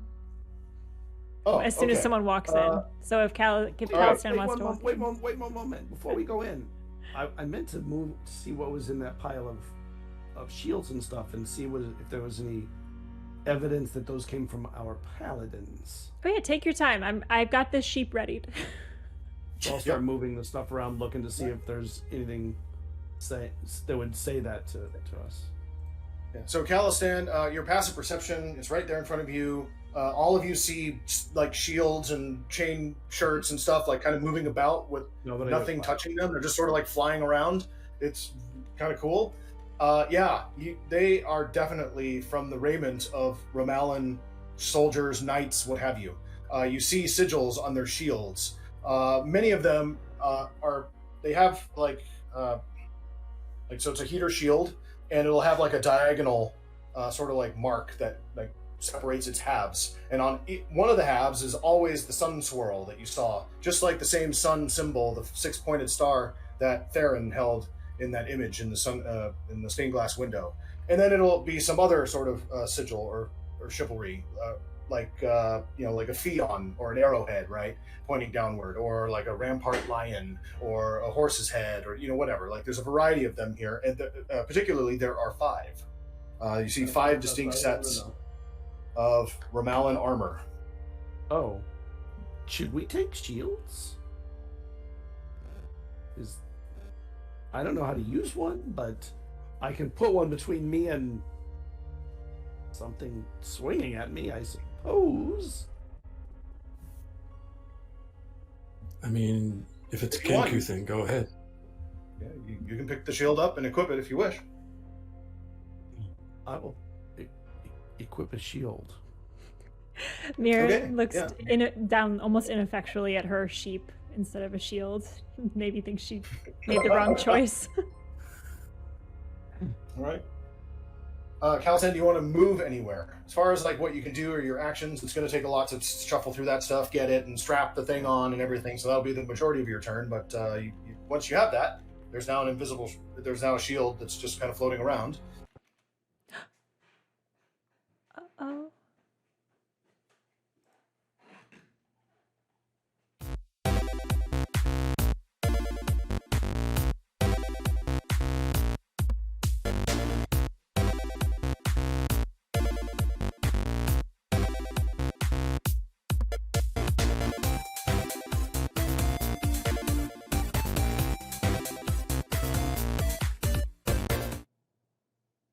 Okay, gotta fix it real quick.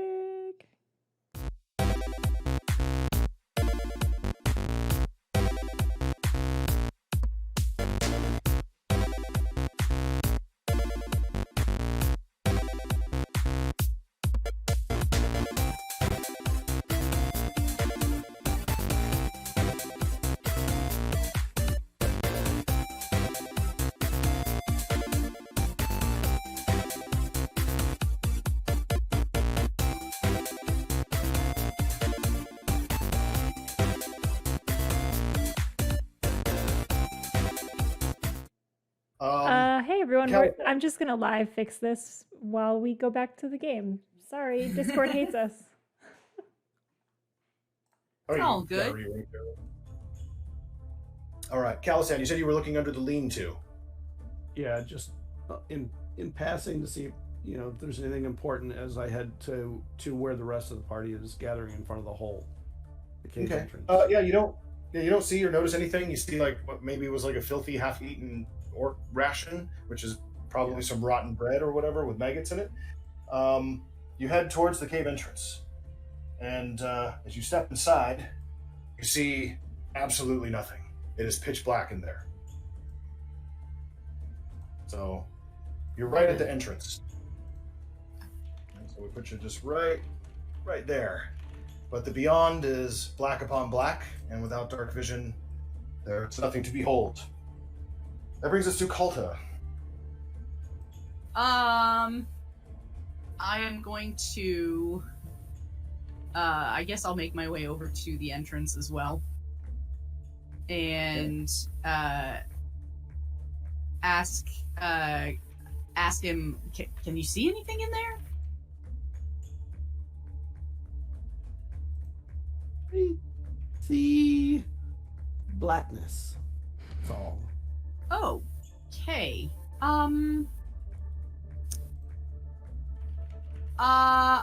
I would like to try to see if it works and cast dancing lights and see if I can at least light up the entryway. All right. So I'm gonna. Fine. What's that? I said, what's the verbal component for your dancing light spell? That's what I was just gonna say. So she's going to go up and, kind of assessing the situation. She's just going to, she's gonna kind of think for a second, and then she's just gonna go, light, and hope it works. I love it.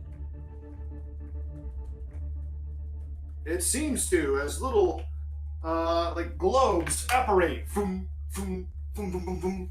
And as they do so, it seems like as if their light shines forth and is kind of like prismed and mimicked and reverberated by strange crystals that light up the rest of the chamber with dim light.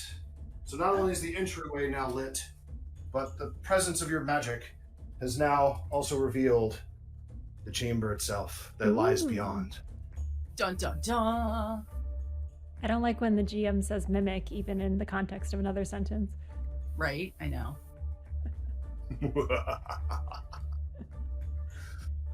All right. That brings us to Shane. Yes. I'm going to cast Mage Armor on myself. I'm going to say dead cow. And with a piece of pure leather, armor myself in an arcane aura of protection against And death. you say, yeah, and then you let loose as you utter those words and weave the spell, and the cured leather just sort of like floats there for just a brief moment, but then a blue facsimile of it, see-through and transparent,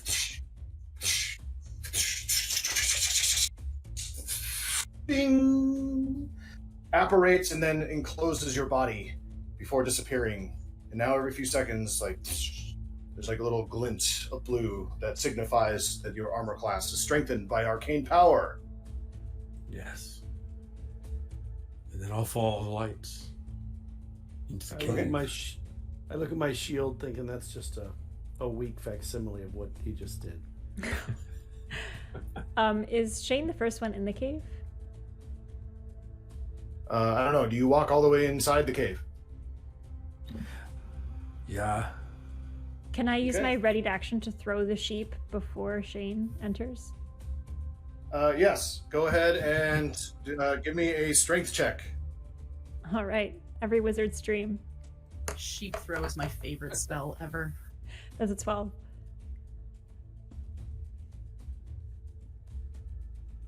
A 12. Oh my gosh. A mighty throw indeed. It lands on the side of the fire.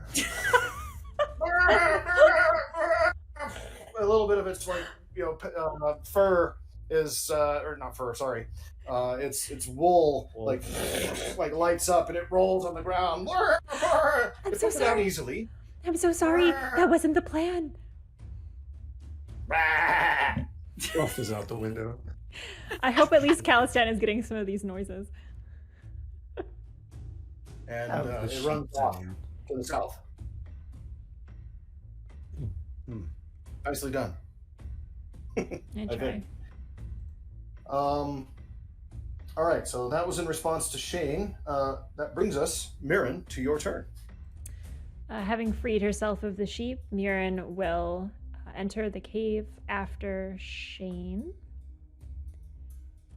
looking sheepishly behind her at the almost destruction she had caused.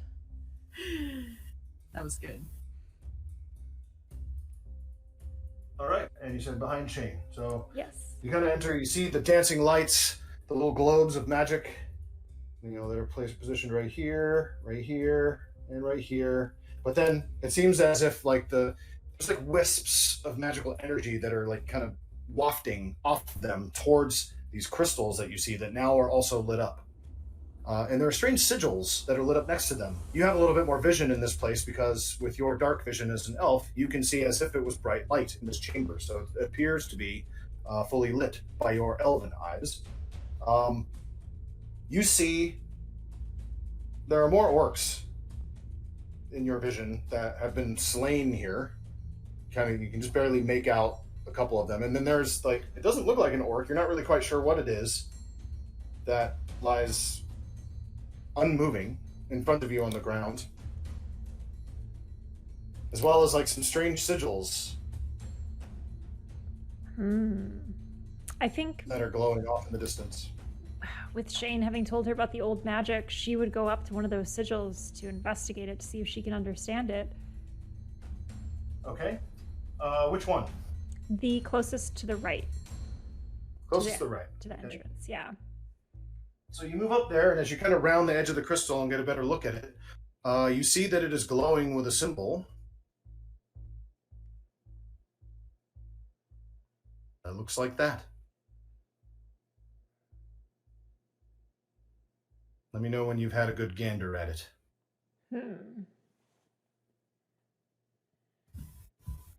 Have I seen anything like this before? Roll me an Arcana check.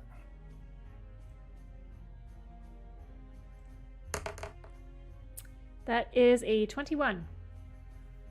Yes, you recognize it immediately as the sigil for the School of Enchantment. Or Evocation, excuse me. It's the School of Evocation. Interesting. Do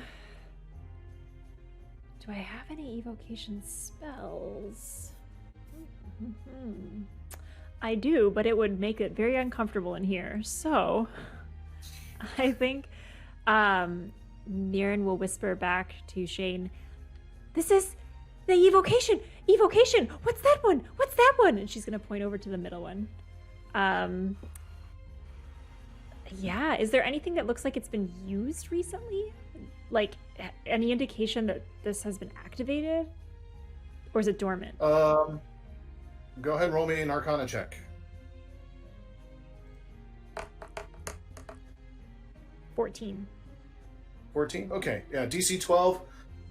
Yeah, it looks like this has been recently imbued with evocation magic.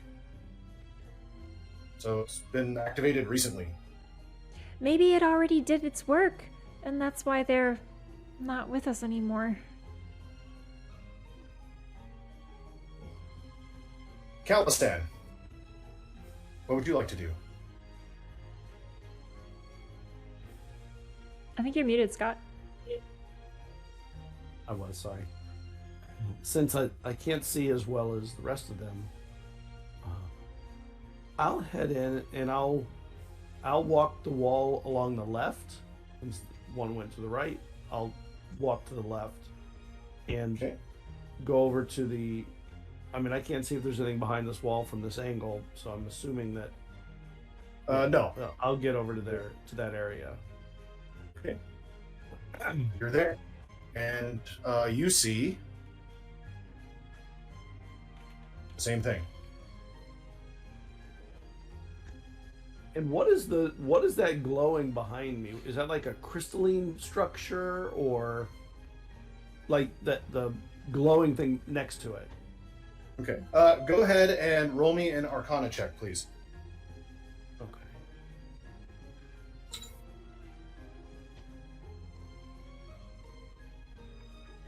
11. An 11. You're not really sure. Maybe it's a receptacle of some kind. Does it have anything to do with the sigil that is lit up on the stone next to it?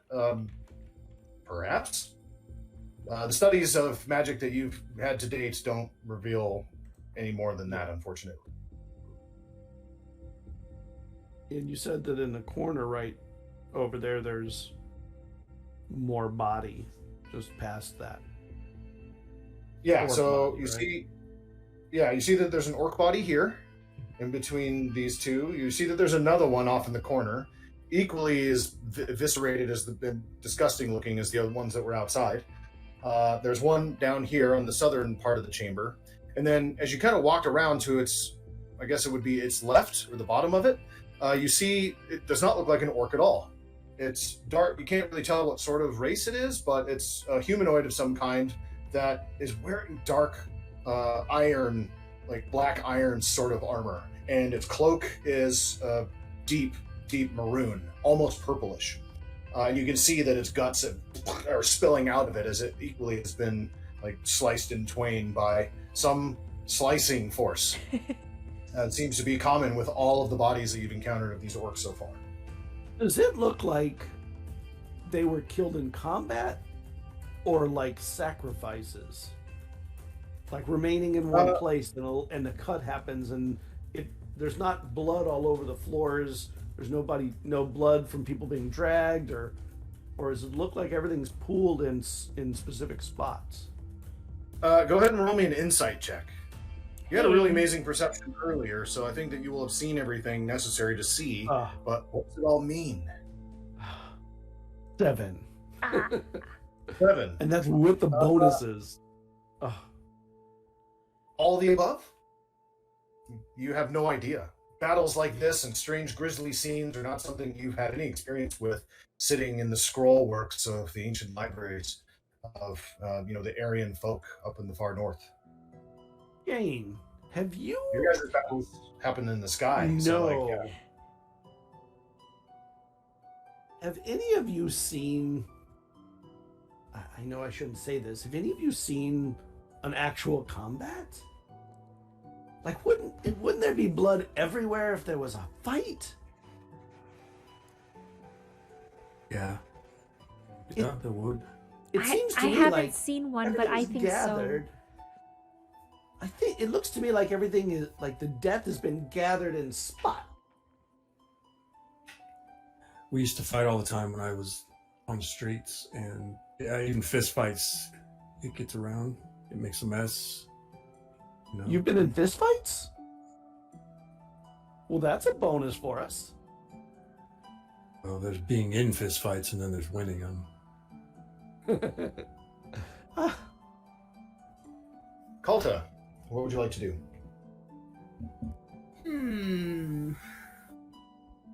I am going to also try to make my way in. And I would like to investigate more of the bodies that are on the ground. Okay. Go ahead and roll me an investigation check as you start searching through them in their various differences and poses and so forth. Yeah. That is a 15. 15. Okay. So you spend the time going through, kind of circling around all of the bodies, and you find a variety of things. On the orcs, you find 2 more healing potions. Oh. So there are 2 more potions of healing. And as you kind of push them over, and some flies fly off into your face, you see that it's a human inside that darkish armor. You see that he has grasped in its hand, underneath its body, wasn't visible at first, a wand of sorts with kind of a jagged blue crystal. And in the other hand, he has a little note. Kind of like it's definitely been worn, because it's been unfolded a bunch. It's like small, and it has like a strange missive on it. Allison, would like. that's you. Q accepted. Yeah.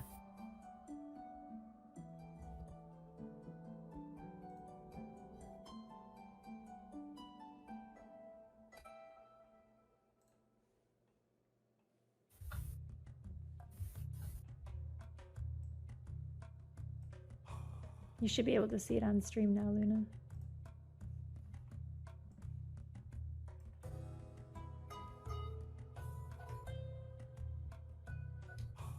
Interesting.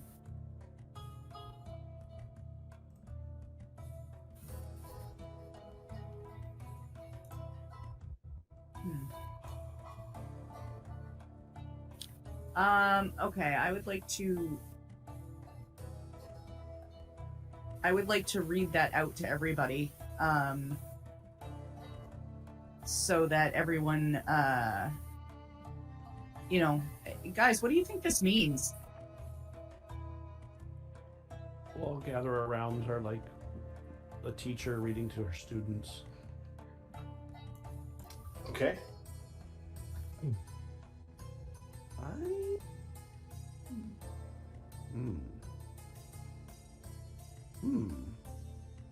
I mean, a can story. anything really be preordained? I mean, Ascend beyond thy safety and live again unscathed. It sounds so hopeful. it does, unscathed especially. Yes, unlike the sheep. Well, who would leave us a story like this? Shane, Must seest what Yes. because of your penchant for poetry, go ahead and roll me an Arcana check, please. recognize this is poorly rhymed. 19. 19. Wow. Okay. Something in the missive also kind of, just for point of order, because you kind of recognized a little bit around the nature of the magic of this place, go ahead and roll again. So roll with advantage. I don't know if much more than a 19 is necessary, but who knows? Maybe you get a nat 20. So if it works for you, I always roll 2 20s just in case that comes up. And my second was a 19 for 26. Okay. Oh, wow. Okay. So if your total was 25 or better, then, okay. So yeah, this is like old style language that was maybe used around the time that this magic came to pass, or came to be founded or created by the wizards of that time. It speaks kind of like, and also because you're a diviner, right? You're the nature of the preordained, the things that you can see in the future. That line sticks out to you in particular. This is talking about the different schools of magic.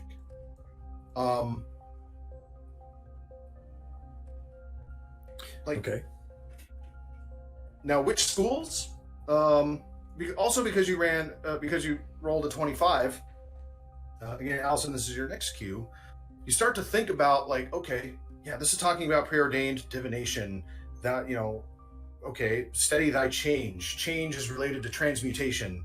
Thy safety is related to abjuration. Like, these are things that kind of seem to align with the schools of magic. But as you start to think about them in context of the poem, Allison, go ahead and flash up the schools of magic and their relationships to each other.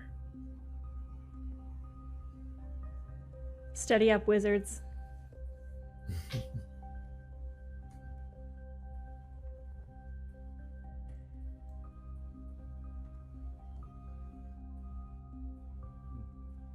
Interesting.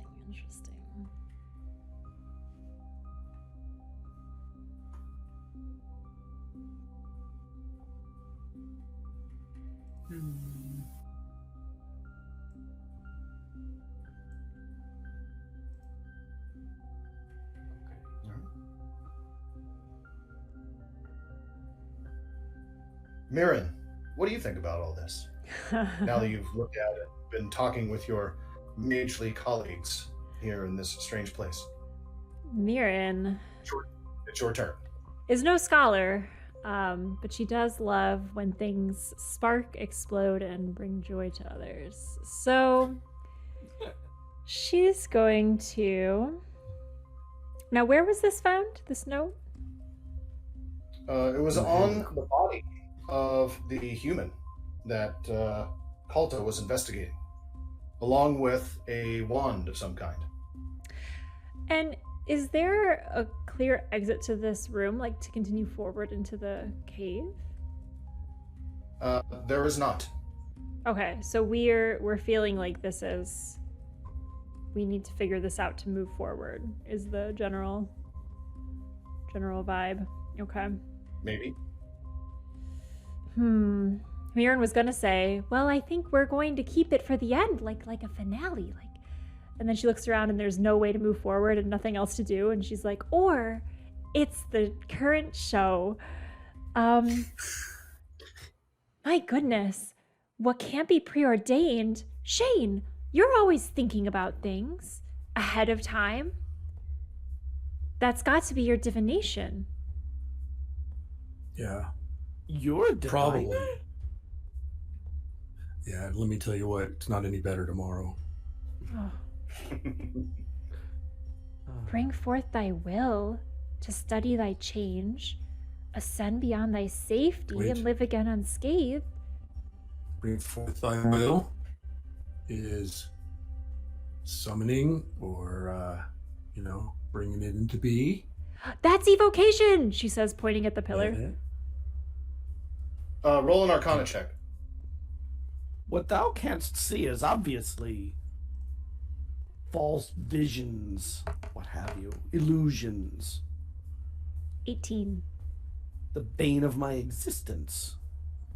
The nature of magic that he's referring to is actually your own school, and it came to you just suddenly with an 18.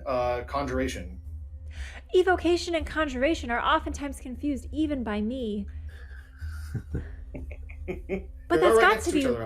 It's got to be what I do. I mean, I'm always creating things for the kids to laugh at. Well, when we're talking about school, I hate school. And the transmutation is part of that too. I think so. Didn't it say to become anew or something like that? What does it say again? And live again unscathed. Well, that must be coming back again after you're dead. So each line is a different school. Well, what do I do with this knowledge? She's going to look around helplessly. Is there a... So they're all in order. Is there something that we could do? Yeah, so do we know the other two? Has anyone looked at those yet? We haven't. I think Mirren would like to take a look at the center one. Because it seems like together we've pieced out that pretty much everything is in here when in a line of this poem. DM, can we kind of free speak, or do we just need to wait our turn? Yeah, you can free speak. That's fine. Okay. All right. What do we have going on here? We have old magic. We have this dude in the suit who was dead with this note. We've got old language. Why was this guy here? Why here? And why this stuff? I don't know. Yeah, you see the It's middle. the center of ceremonies or something. It seems this space seems mathematical, perhaps, and magic is nothing if not precise like mathematics. Yeah. Arcana Well, except 101. divination, maybe. Oh, there's a science to it. It's called "Don't Count Your Chickens." Whenever you're ready to take actions or to investigate any of the other things here, I got there an hasn't 18 been. on the Arcana. I look a little offended at the counting your chickens thing.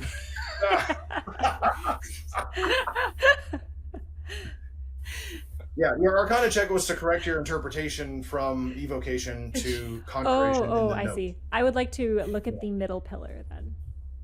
Yeah. If you're looking at the sigil that is on the left of the crystal, then you see the exact same that is on the other two. Oh, so it's also the evocation sigil. Yeah. It also has evocation in it. So When you're ready to investigate those things more, or what have you, Calistan, it will be your turn. So when you're done free speaking. Mirren will just say, I worry that the evocation is a punishment. I worry that that's what's evoked. And she points to the little flesh pile. We just have Well- to make sure we don't read it all. Perhaps we should step out of the room, and maybe I could, from a distance, push on those things, those symbols, to see if it does those terrible acts of which you speak. That's a great idea. I'll use my movement to exit the room on this turn, if that's possible. Because it's always a good idea to cause evocations to happen around you. All right.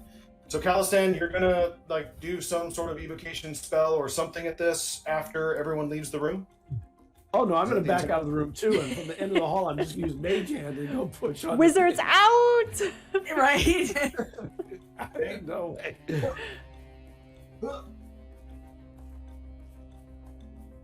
You all back off out of the chamber.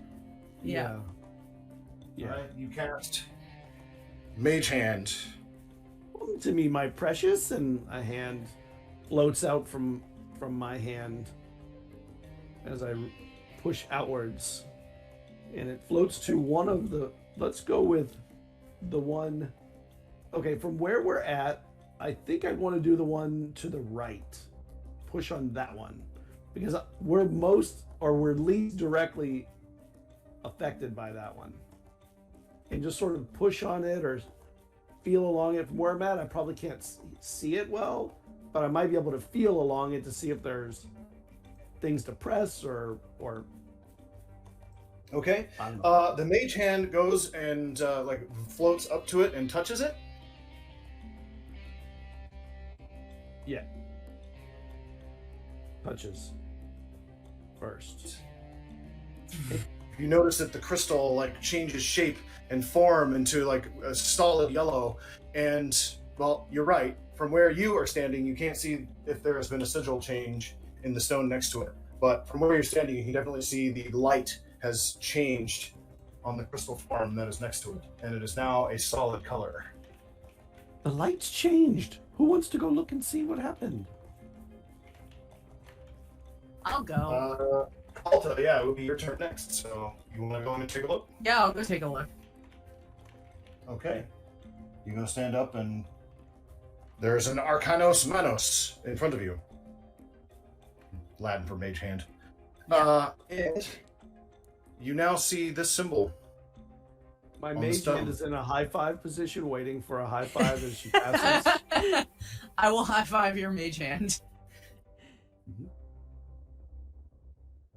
Your kids are gonna Let me know love when that when you learn to do that. Let me know when you've had a gander. Okay.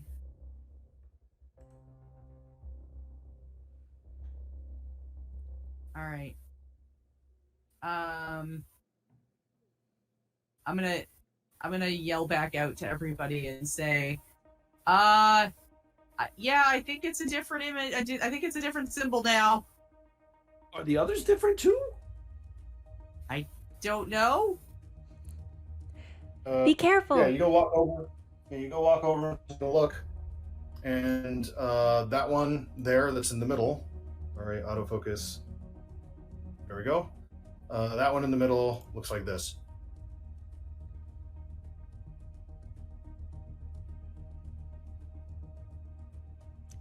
Did they all change?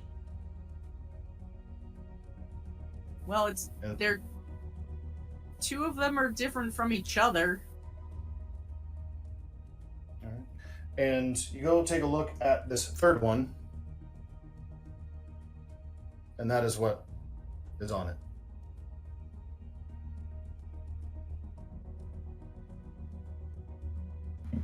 And that's what was on those before. That's correct.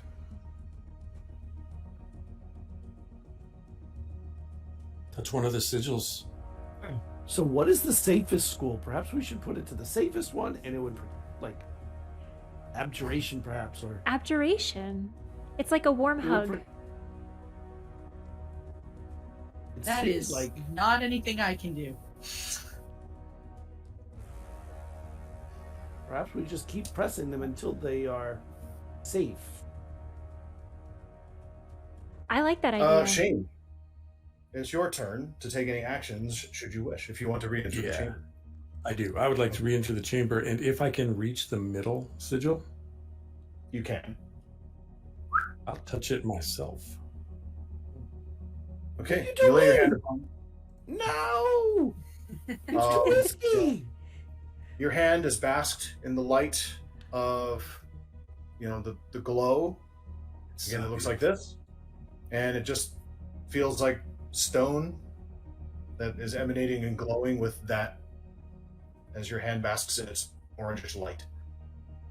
Nothing happens. This one didn't change. Like every day.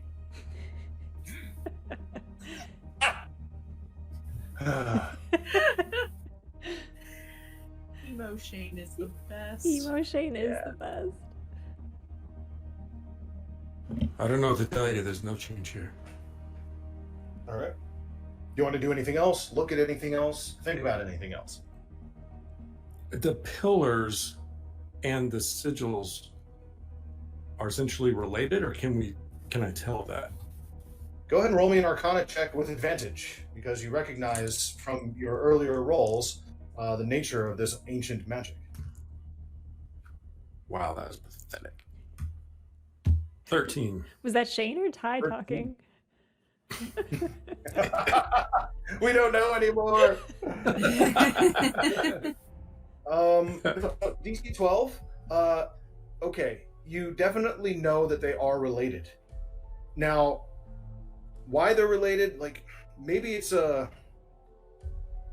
kind of means to attune different schools of magic for some reason. But why? Not sure. Definitely a puzzle. But is it a lock of some kind? Is it a trap? With the 12, unfortunately, you don't know. But you do know that they're related, and that magical attunement to the schools that are cast upon them is kind of what's going on here. Especially as you take a look at that mage hand, being an element of conjuration. Having apparated in the symbol, as you kind of look over there, I mean, you don't have to get that close to it in order to see it. You see that symbol upon the one that the mage hand touched.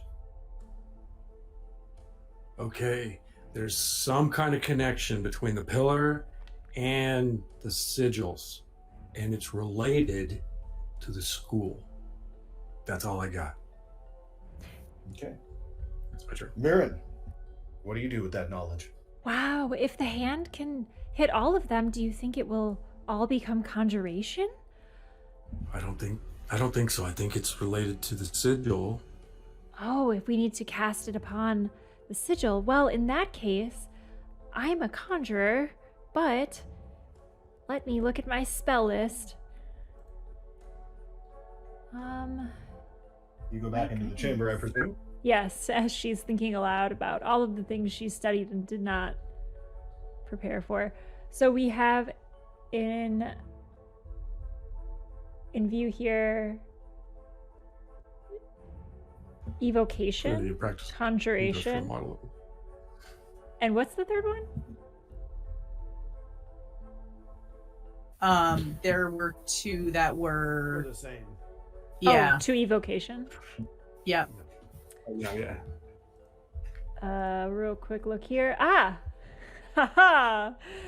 So Mirren will say, okay, well, I don't really have not violent evoking powers. I hope this isn't like the sheep. And she's going to close her eyes and take a small burnt twig from a tree from behind her hair and crumple it in her hands and say, "Look out!" and cast Witch Bolt at the evocation sigil. Okay. Which one? There are two of them. Whatever one's furthest away from Shane. Okay, so the one that's right next to Kalta. Yeah. Yeah, go ahead and roll a ranged spell attack. Oh my As goodness. Oh god. You cast Witch Bolt at that thing. I sure do. That's a 25. Oh, thank god. All right. Yeah, the immovable giant stone is an easy target for your magnificent elf-like eyes and aim. As you heard, as it impact, and the light of that sigil seems to glow very profoundly for a brief moment,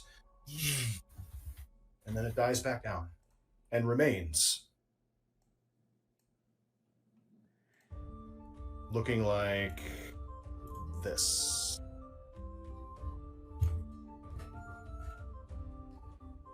Well, nothing bad happened. Mm-hmm. Caliston. I'm gonna enter the room and I'm gonna use the mage hand to go press on the middle one. Okay. And see if it changes into the same as the one on the right or into another one. Okay. And once it changes, Yeah, this is what you see happen as the mage hand makes connection with that. Not only do you see the light of the crystal change, but you see whop, whop, whop, whop. and after it changes, I'm going to press it again with the mage hand to see, because it could be running through them, or it could be changing to match the hand, and I don't know that yet. Yeah. Exactly what you saw with the witch bolt impact on the one on the left. It lights up brightly. It's almost inspiring for you there, Shane. Like the light of it, dampers your darkness somewhat for a brief moment, but then it fades again back into this symbol and remains.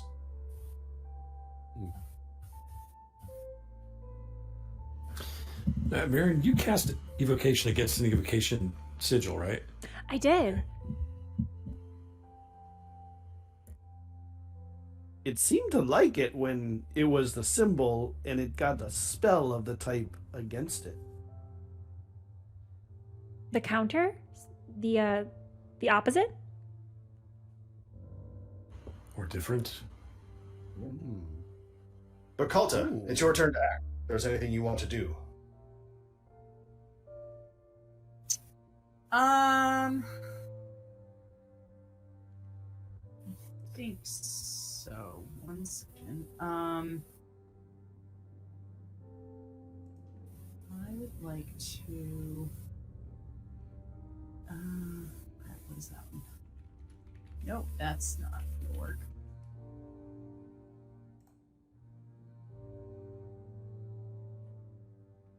Okay, so I just want to confirm the last mage hand. Oh my gosh.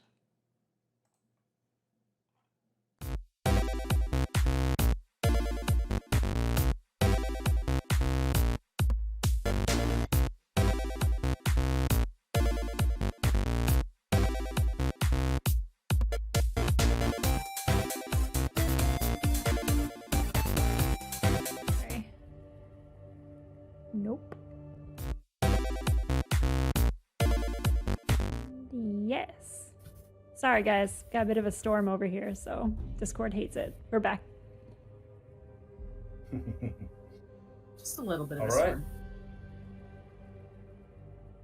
Perhaps we should make.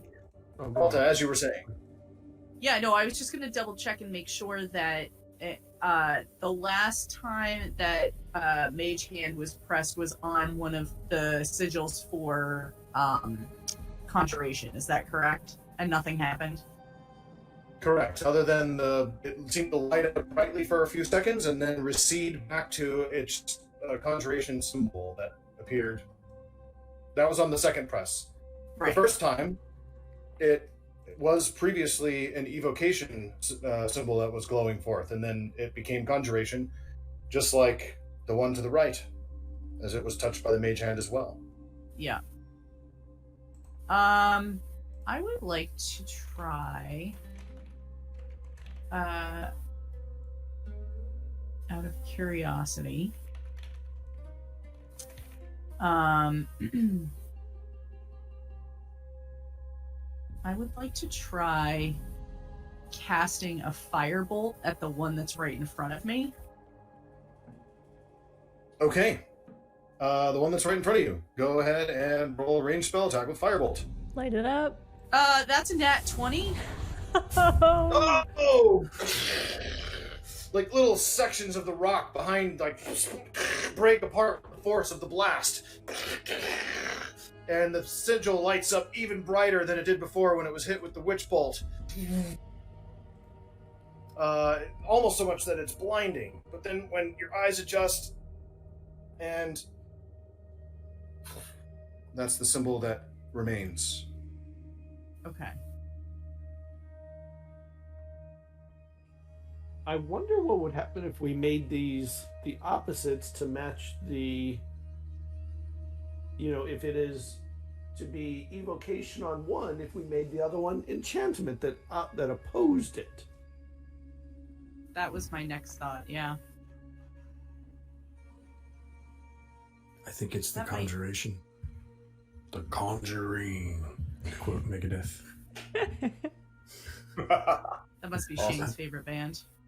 Megadeth Shane, you exists want to- across universes. Jane, do you want to put that to the test, for it's your turn to act? I do. I have to see if what I can conjure. Let me see. So it's evocation right now. So the opposite would be enchantment. Would be the opposite But- to evocation. But the evocation both. No, the evocation both changed to your conjuration influence. You see what I'm saying? Right. The opposite of the conjuration would be the transmutation. No, but the same sigil changed only under your conjuration spell. Oh.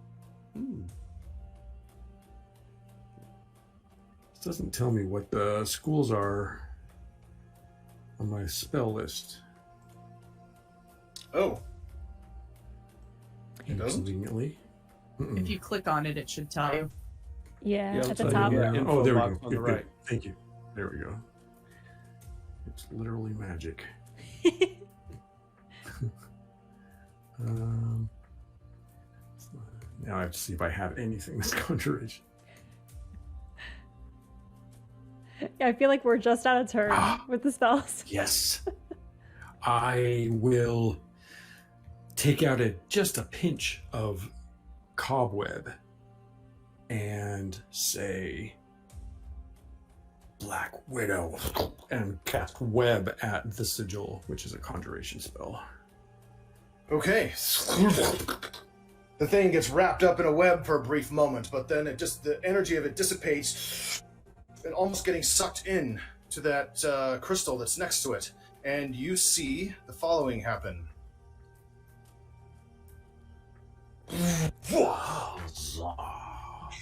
I am Shane. That's it. That's it. And that's all that happens. Oh, they look so pretty. All yellow. It's not flickering. Mirren, how do you respond to this change of events? Mirren will.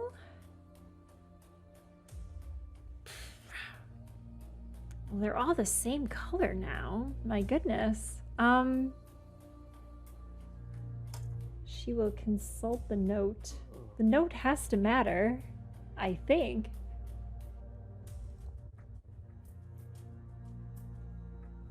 The note is the hardest part of this for me because I don't know. I don't know why. Perhaps. Yeah. Perhaps we need to change them in the order that they are in the note. I won't have any spells left. We'll have to sleep for days. I think the problem is they're all represented and we only have 3 pillars. Why does everything have to be so annoying? But think about how great it'll be when we figure it out. Man, Mirren will...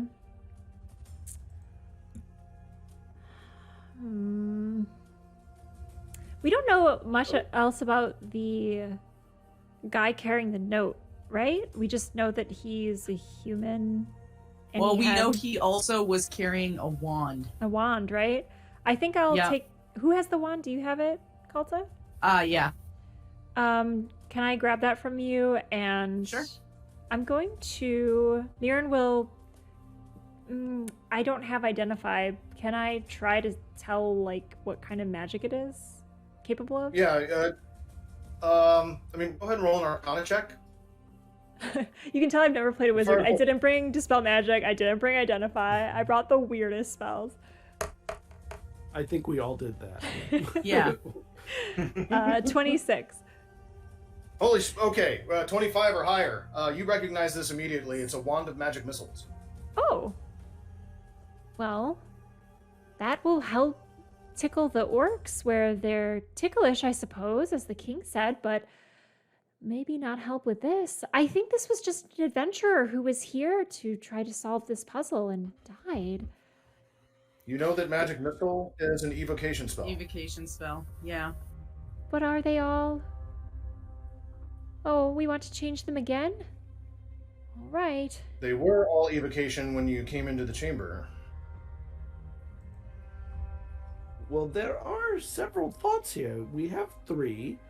Perhaps we should light them up into the positions opposite each other in the corners, or we should change one around the entire order, perhaps, if we can find our own cantrips that could perhaps match the order that they should be changed.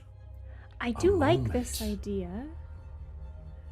The wand, if I recall, I took an arcane utilities course, and I recall that the magic missile typically works in at least 3s, so I'm thinking if it's all at once. I think so too. Let's give it a try. Yes, we should back out of the room, though. Wizards out! Wizards out! I just think we're missing an opportunity for more, something more poetic if we just stay here and experience it in the moment. God. Okay. Avert So your Marin, eyes. You're gonna use the wand of magic missile when your friends leave. Except for if Shane wants to experience authentic life, then yes. Okay. Mirren Don't make a will. mistake, but I wouldn't want this moment to be the most it could be. I will try my best. Abra, Kadabra! And she's going to use the wand for its magic missile purposes, aiming at the 3 sigils. Okay. Yeah. I mean, one charge of this thing fires out 3 magic missiles. Here. I don't So I get- have. Yeah. Fire forth towards all 3, and what you see happen as you look upon all of them, you see that all of them have changed from what they were. Each one, as each missile impacts, bam, bam, bam, and all of them now have that symbol on it. And that's it. So it's back Yes. to an evocation symbol. Hey, Mir- how's the experience? Yeah, Mirren looks directly at Shane and says, "Is this authentic living?"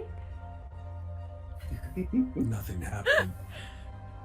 Just like every day. You're living your best life, Shane. From your 25 Arcana, from this experience, from everything that you've noticed, it's pretty clear that the sigils are aligning with the type of magic that is being cast here. As you touched it with conjuration spells, they've changed to conjuration forms. As you've cast conjurations on the conjuration sigil, it seemed to like ignite and flare for about a moment, just like it flares when it transforms. As it flared again, back to the evocation sigil, as you shot it with magic missile, which is an evocation spell. So clearly it's a receptacle of some kind that is then channeling its energy into these arcane crystals. Again, their purpose has yet to be determined.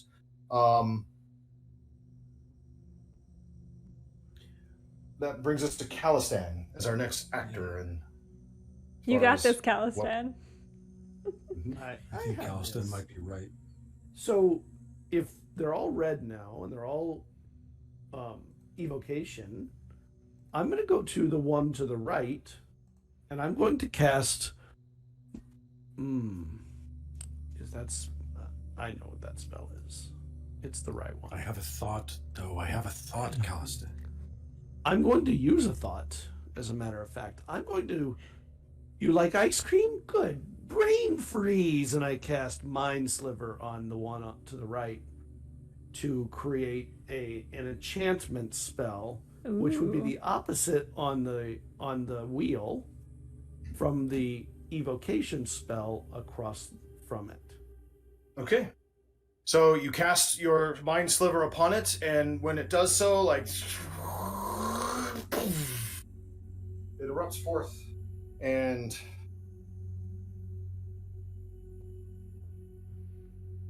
Now perhaps with those two opposites, either a divination or illusion. I think a divination should be the center, because those would be the appropriate spaces along that circle of the spells, the wheel of the spells. I don't know if anyone here knows any divination spells, though, of any kind. Well, you don't say. The moment has come, Shane. But I have a further thought because of the note. Nobody ever listens to me. Are you saying that out loud to us? We're right here. We're Almost here. out loud. We hear you, Shane. We hear you. Who has the note? I do. Did you spell it? Okay. All right. Read the note in the order. I mean, let's listen for the order of the schools. There's 4 of us. There's enough of us that if it's supposed to happen in an order, maybe we could all come in here because it's actually not that exciting. And go in order together, one school at a time according to the note. I actually was valedictorian at my college. You sound like every valedictorian I've known. Calder, it's your turn to act next. What would you like to do in response to this idea?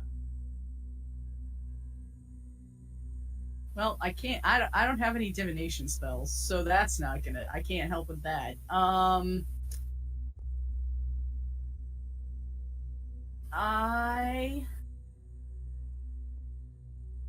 gonna read through the note again. Okay. And I'll read it out. I'll read it out loud slowly too again, so everybody can hear it again. Okay. Was someone just about to say something? Sorry. No, go for it. No, I was actually about to start reading it, but go ahead. Oh, okay. So thou must seest what canst be preordained, bringeth forth thy will. To steady thy change. Oh, steady. Okay, to steady thy change, ascend beyond thy safety, and live again unscathed. All right. Go ahead and roll me an insight check. Insight check. That is a 17. 17, okay. It seems like there's a reference to a school of magic in each stanza, not in each line.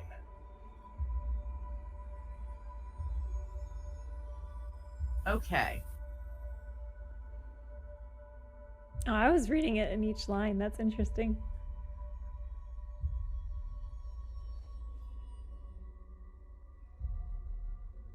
So that would make sense because it seems like there's 3 stanzas. Mm-hmm. And follow it up with an Arcana check. Okay. Luna, when you were reading that, the music was 20 swelling all 23. creepily. It was really awesome. Yeah. It definitely relates to the relationships between the schools of magic.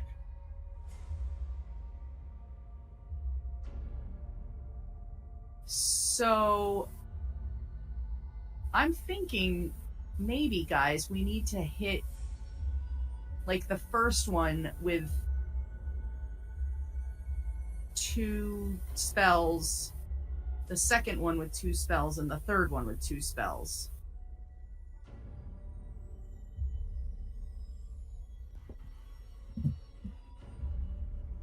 When we hit the right school, the light stops its infernal flickering.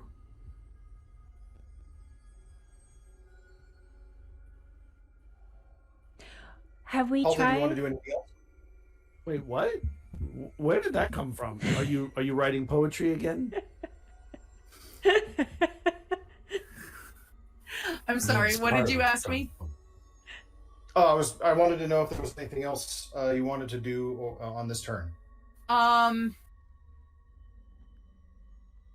don't think so.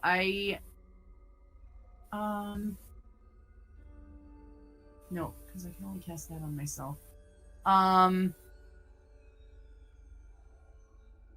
Yeah, no, I don't think so. Not right now. I want to keep kind of mulling this over. Okay. Shane, you're next in order to act. Just Okay, really quick. all right. Sorry to interrupt you, Shane. I don't know who is top of the round. Technically. Top of the round is Calistan, so it'll be after your turn. Okay. just because I would like us to pause for a bio break. So maybe we can pause at Very a good. dramatic thinking moment, fellow wizards. All right. Okay. Shake. Here's what I suggest. Looking at the note, what is the seeing school? Illusion. I would Illusion. suspect. Okay, let's try that first. Let's try it first. Let's go illusion, and then divination, and then conjuration, and then transmutation. Did Kalta tell us Abjuration. about the stanzas? Yeah. Yes. I'm trying to follow the best I can each. Is it two? 2 and 2 for It's- stanzas? Yeah. So each It's- stand, yes. The Each first 2 stand lines, has- the second 2 lines, the third 2 lines. Yeah, 'Cause and they that's seem to how be I read it, referencing too. each a school of magic, which is interesting. Is that there are 3 receptacles here, so there are 3 schools of magic that are being referenced in this note. Okay. That's how I read it too, Shane. The first being an illusion and then divination. But I suppose if they're the same stanza, they would both be divination. I think I think you are right there, if we read it that way. good. Because you are seeing what you should not be able to see. That is divination, is it not? Yes, Illusion, you're seeing what you're supposed to see. and bringing forth they will. That's what I do with fireworks. All right, I'm gonna put divination on this first one. Is that what you think? Let's do Do it. it. Can't First hurt. one, divination. Let's see what do I got. I got. Burn all your spell slots. I am going to detect thoughts on this sigil. All right, you do so, and here's what you see: the symbol that was on it flares up. Sorry, it was this one. It becomes this instead upon receiving the magic essence of your spell. That's something. I'm good. Yes. All right. Mirren. Mirren doesn't wear sleeves, but she would roll them up if she did. And she walks up to the middle pillar. And we determined, I believe earlier, that the middle stanza was my conjuration magic, I believe. So let's do a little.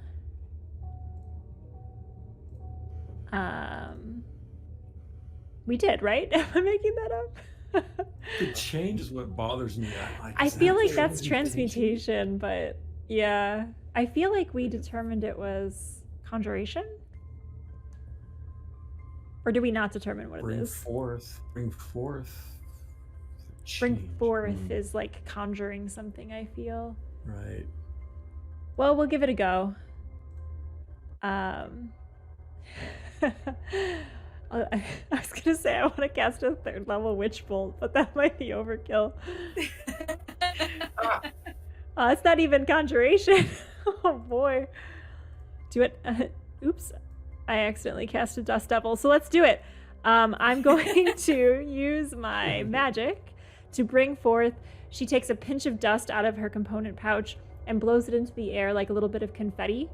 And it gets bigger and bigger. And she's going to like help it grow with her hands and say, clean up now, and summon a dust devil Okay. to slam into the middle sigil. The big old dust devil apparates in and around the symbol, or the sigil, and the stonework like transforms into that. All right, fingers crossed. I don't know any necromantic spells. Does anyone have I might have that one covered. those? Okay. Calisan, do you want to pass turn just because? I will, yeah. Yep, pass turn. All right. So Kalta. In the middle and live my best life. I am going to because I don't think I don't. All right, whatever. I am going to let's see. I am going to look at the third one and get kind of this weird look on my face and just kind of in a very creepy voice just say crumble while I point at it and cast Ray of Enfeeblement. Heck yeah. Oops. It absorbs the power and energy of it. And as it does so, the entire chamber seems to shake and shudder. We did it, wizards! And there's like rocks that are falling down. And over here. Oh my god, we're all gonna die!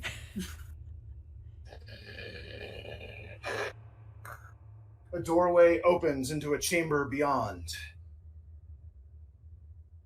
And And it seems as if whatever arcane lock or sigilry has been put in place to protect whatever lays there, you have discovered through the power of your knowledge and teamwork working together. Good job, team. Good job, team. But the paladins are still missing, and the nature of what destroyed these orcs yet remains a mystery. But perhaps we'll find out after a short break. I was going to say, and that is where we take a bio break. So stick with us, everyone. We're going to take a quick bio break here. There's been plenty of shout outs in chat to follow all of the cool projects these people are doing, so definitely check them out while we're on bio break.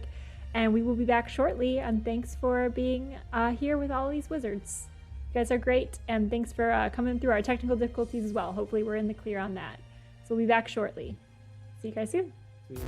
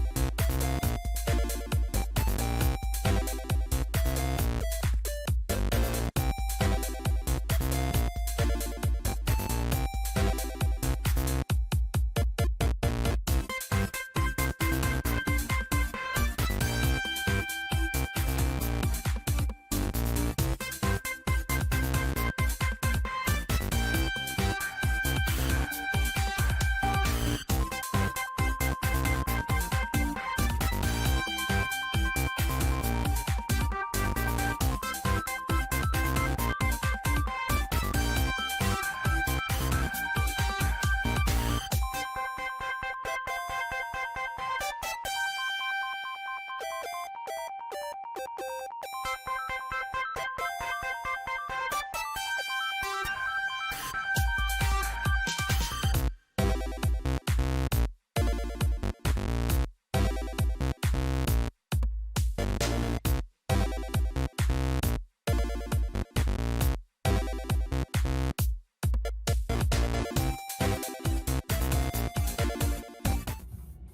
everyone, we're back at Insight Checked. Thanks for hanging out.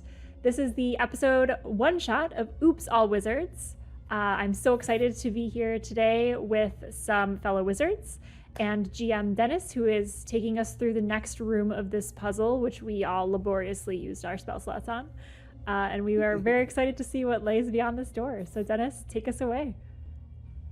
Our intrepid adventurers, having investigated, trying to find paladins for the king that have been captured by mangy orcs. Indeed, it seems as if that may have been the case, but some other strangeness is afoot here, for the paladins are not to be seen, except for their equipment outside, and the orcs, along with some human commander of theirs, slain as they were investigating some nature of puzzle, some arcane lock that gave way to a new chamber on the very western side of this cavern. That is where our adventure picks up. And Kalta, having just imbued that final sigil with the essence of necromantic magic, that will bring us to Shane to start off. When that door goes over on my left, I just go real slow looking at it. and a warm firelight pours outside as you look within the chamber beyond. I'm going to take the opportunity to stealthily close the distance to the entrance and take a look inside. Okay. I'm going to whisper to whoever's nearest. I don't think he foretold that door opening. Didn't seem like it. You'd have to ask me. Oh, no.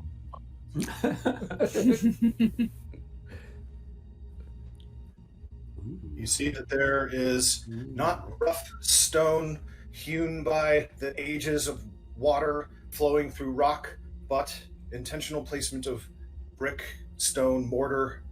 It has an ancient bearing. There's a simplicity to it, but yet an elegance, like you would expect in the ancient tombs of the pharaohs in Egypt. Right? It has a similar bearing. I'm picking up that age vibe, that arcadey. Yeah. I peek in there and I look back at everybody and I'm like, oh my God. And I wave everybody forward. Mirren, I'll it's your follow turn. up. Mirren is always excited when Shane is excited because that means there's objectively something exciting happening. So she will follow. She will head into the room. Okay. Because you're the only one with a passive perception above 13, Mirren, as you walk up and through the doorway of the chamber, you notice that the streaks of that strange black oil substance seem to have kind of been splattered on the ground towards this section of the wall. You never actually came over to this side of the chamber before, but now you see it, and you see that trail of scraping and oil, black oily film, is leading into a pool that is black and looks oil, viscous, in the middle of the chamber beyond. Ew. It doesn't look like a good place to go swimming. Don't bring your kitties to swim in that pool. Do I have any movement to head further into the room? Yeah. I would like to take a look and see kind of actively if there's signs of recent struggle or humanoid occupancy in this room. Okay. Go ahead and roll a perception check. You mean other than the streaks of ichor that drag into the water? Yeah, something nicer. 16. A 16. Okay, so you see what you notice is the vast majority of those streaks of oil definitely going back and forth into or out of that pool. There are a few that kind of streak around this area, streak around here. Whoops. Streak around here and so on. But you also see that it also streaks up to this wall over here on kind of the northern, on the northern side. You don't see any evidence of struggle or of humanoids or anything. You just see like the motion of that. It's like some metallic thing, like a sword or something. It was scraping and dripping oil all over the place as it traveled around in this chamber. Ooh. It looks like it goes into the wall. Like there was a track that stops at the wall behind me. Yes. Can I touch the wall? You move up to reach forward through the wall, and no, you can't touch the wall. Your hand disappears into it. This is really cool, she says back to Shane. This is the coolest thing. This actually is the best day ever. In celebration, Mirren will shove her head through the wall. Oh, okay. Now might not be the best day ever. Your body falls, headless, hand armless. Da-da-da-da-da-da. It's been great, guys. Necromancer, you're up. Right?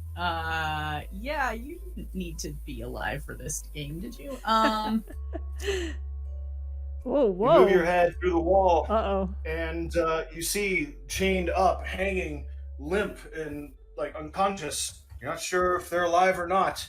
There are what appears to be 2 female, 2 male, or 3 male-bearing, 5 individuals with what appear to be like quilt-like gambesons on, padding of sorts. No boots or anything else, and they're just. Wait, no boots or anything else? Yeah. Are they completely naked? No, they're wearing like quilt gambesons or padding. Oh, okay. Like or padded tunics, things like that. Stuff that would go underneath armor. I see. Mirren will poke her head back out and say, I found them, and they don't look happy. Actually, can I poke my head back in and see if they're breathing? Go ahead and roll me a perception check. That is a 23. Oh, yeah, you sure and look. And so you can, over 20, you can detect the nuances of 5 individual sets of breath. They assuredly are alive. Pokes her head back out. Alive, not happy. That'll be my turn. Okay. Callista. So from where I'm at, she went over to that wall, and where did Shane go to? I didn't see where Shane went. Shane is basically in the doorway. Just standing at the doorway. Yeah, so she went through into the chamber. She's here.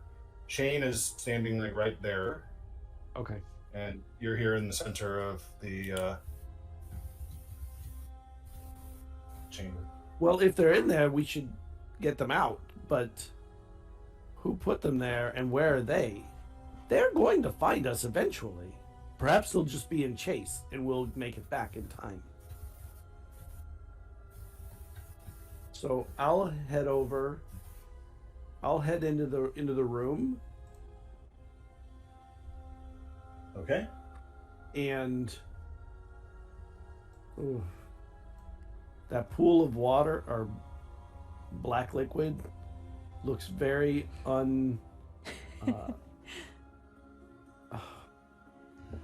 it's just all bad, those things. Especially when it looks like a cultist hideout or something. Reminds me when I was in the wizard school dorms, we used to listen to a band called the Great Old Ones. Yeah. So I think I'm gonna try and be very quiet and walk against the wall. I'm still invisible, right? Is my spell worn not or unless you has cast it it. worn?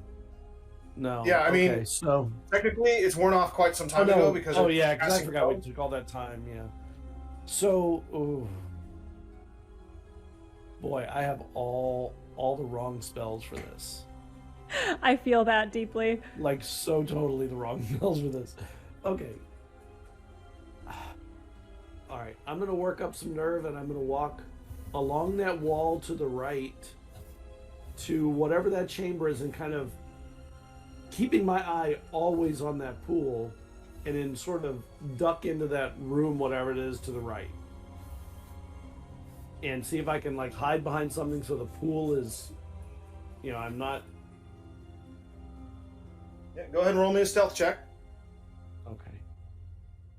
This will probably... Actually, I'm not that unstuck. Oh. 11.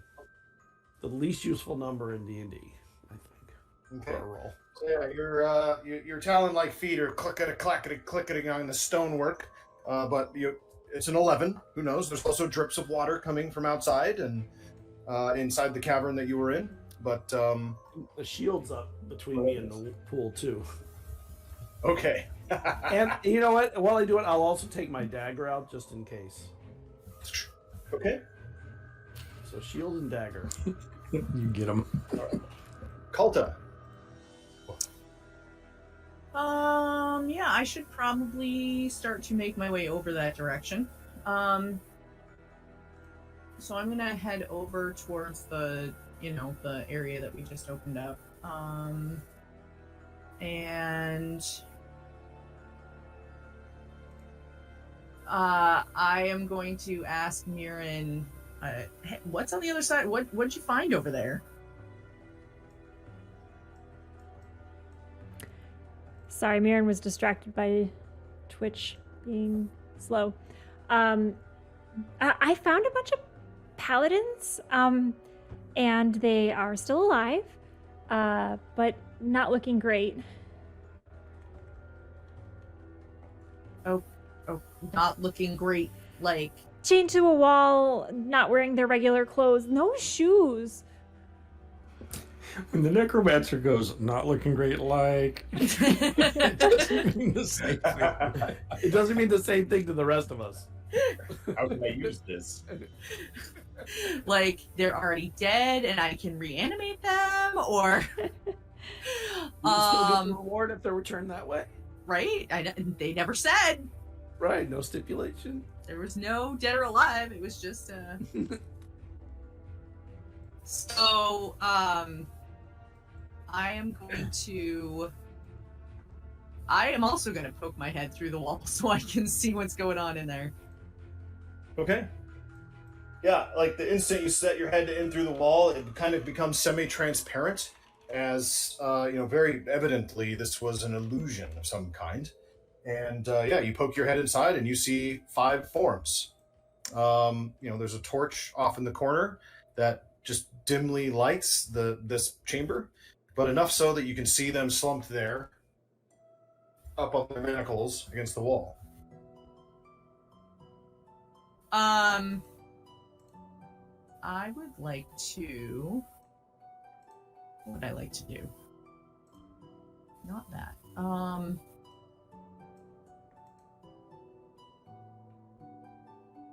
Nope, not that either. Okay.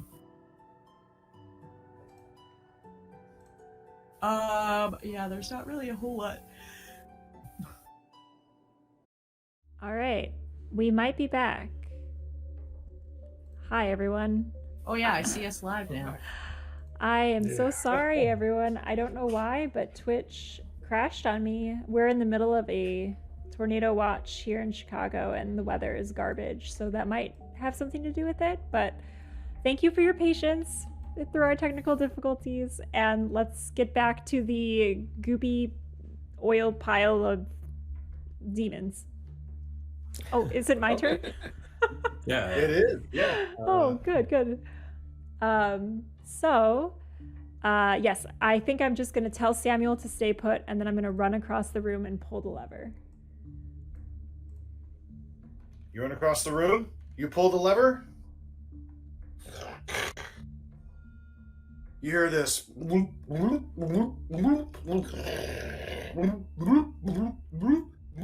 Uh-oh. Texas tea. Oh, God, what? Rising up out of the oil. Oh. What? That's not good. Ah, some more interlopers I see. It's not good at all. Trespassing on the chamber of Gerard Haluro. Ha ha ha! I will use you for my experiments, just as I did the others. Have at thee! Everybody, roll initiative. That's not good at all. No. Mirren will say, 16. "It was the wrong lever." 19. Wrong lever! There's no right lever. That's a very pessimistic view. I'm being truthful and real. Shane, what was your initiative again, please? 19. All right, Mirren. Mirren is going to roll.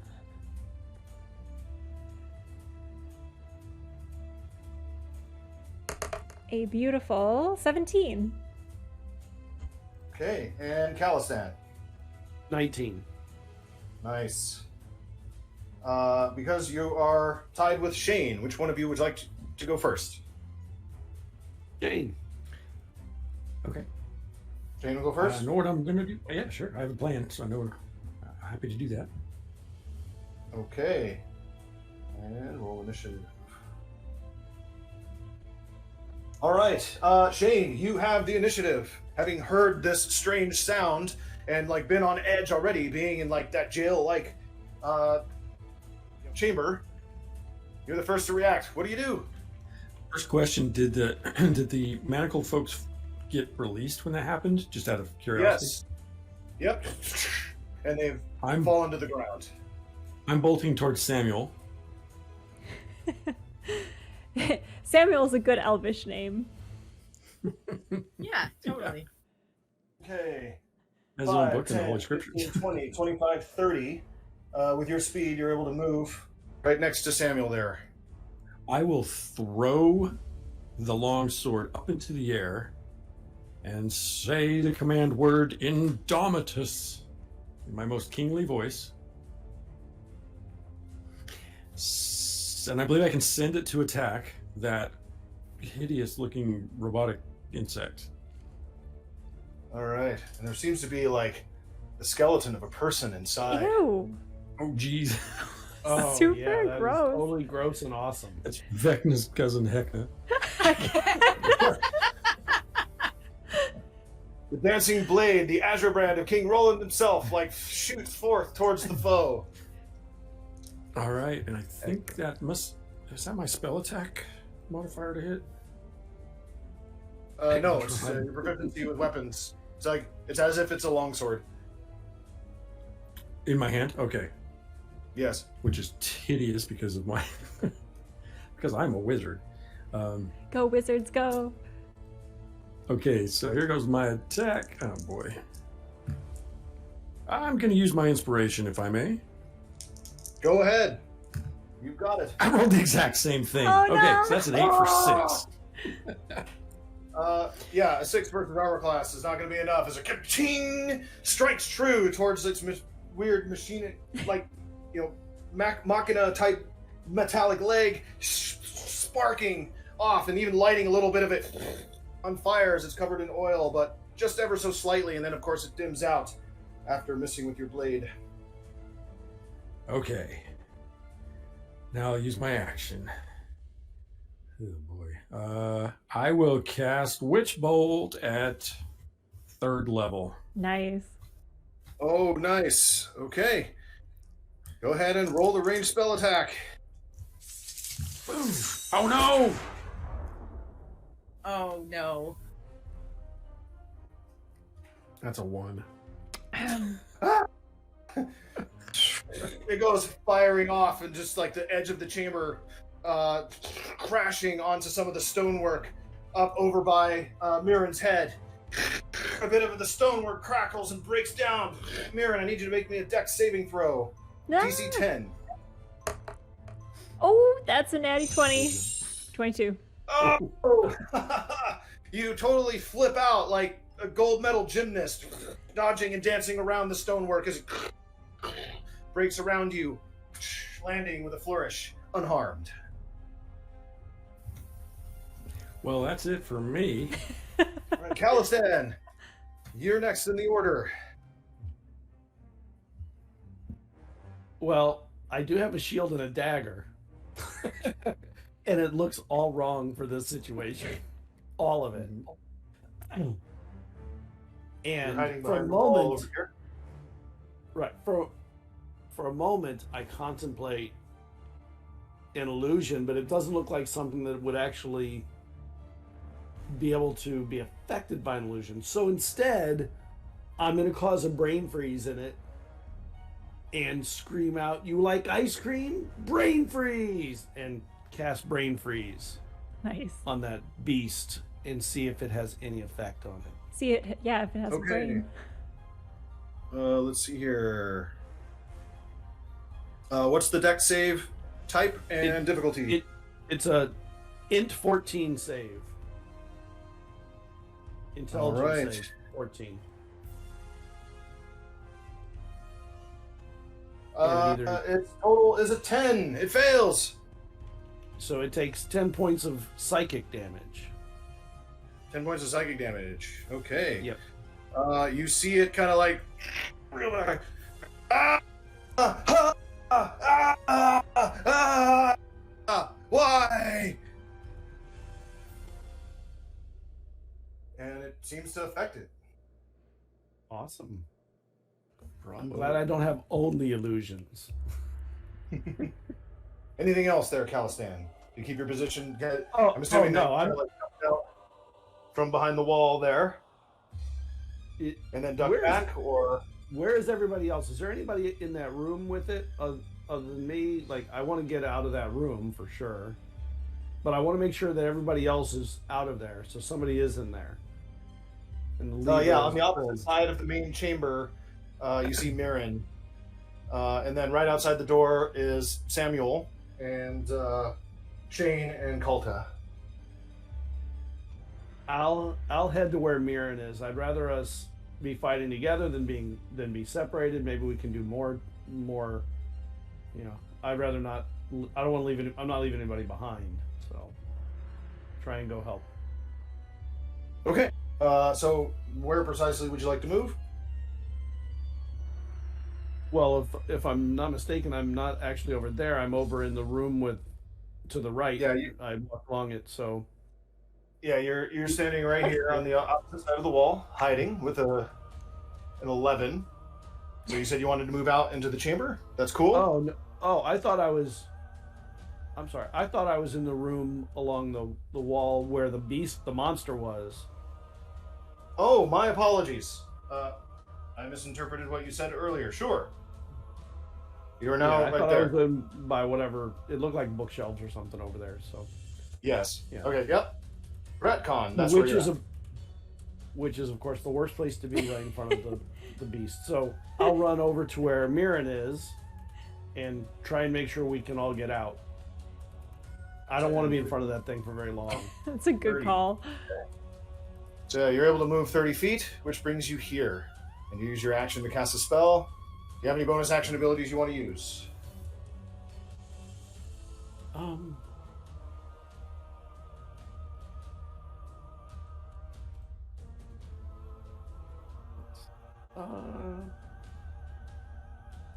Those are all actions. Let's see. Action. No, everything. Boy, that's not gonna work. No, everything else is all actions. No Okay. action. All actions. No. And Mirren, that brings us to you. Mirren gotta is get outta still here. holding the lever, looking shocked at what it has brought upon the room. As a bonus action, you can move the Dust Devil up to 30 feet in any direction. So, Samuel. Let's see. So Samuel has to end up near someone at the end of the turn to make that strength saving throw. So I think I'm just going to move Samuel by the creature, and hopefully it stays in its little pool. Within 5 Okay. feet of of Samuel. That's my There he is. bonus. And for my action, she's going to say, we've got to get out. We've got to get out. And she's going to cast. Oh boy. This is probably a mistake. Vortex warp. So that's gonna be her saying, then let's go, for her verbal component, and twisting her arms in front of herself and magically twisting space and time around another creature you can see within range. The target must succeed on a Constitution saving throw. They can choose to fail, or you are teleported to an unoccupied space of my choice that I can see within the range. Okay. So that's to you. So, Calistan, do you wish Calistan. to make or auto fail this saving throw? I'll auto fail. Okay. Mostly out of confusion as to what's happening, but she's a friend, not a foe, I suspect. You can just barely see the edge of the doorway out of here. That's where I will teleport him. And do you go along with him? That's a great question. No. Okay. What? I'm a new wizard. I don't know what I'm doing. It was between this and Misty Step, and which one did I pick? Okay, it's a mistake. Oops and oops, all wizards. What a mistake. Yep, and so All right. that's gonna be her turn, and I guess I'll use my movement to. How far can I get? Can I get to the room with the treasure chest? Yeah, you have 35 feet of movement. So 5, 10, 15, 20, 25, 30, 35. You can get right to the treasure chest. Yeah, that's what I'll do. Why not? Okay. Why not? Kalta. Me. Okay. How could I get to within about 10 feet of any of the bodies out there in the other section of the 5, 10, 15, Like 20, cave thing. 25, 30. Yes. So you can reach here, just on the very upper right-hand side of the screen, Yeah. which is exactly 10 feet away from one of the orc corpses. Perfect. That's where I would like to go. Okay. And I would like to I'm going to reach into my component pouch and very delicately unwrap a piece of flesh that I carry in there, and some Ooh, bone gross. dust and a drop of blood, and I am going to point to the body and say, help us, and I'm going to cast Animate Dead. Okay.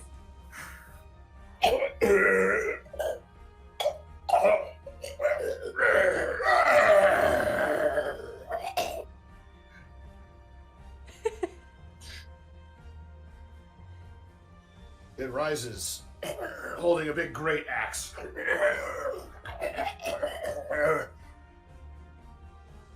Cool. I'm like, wow, that worked.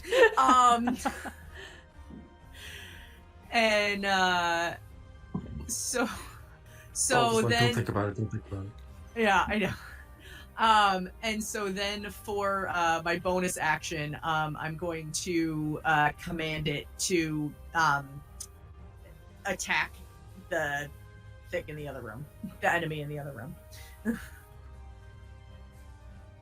You see the necromantic glint of approval in its eyes as it,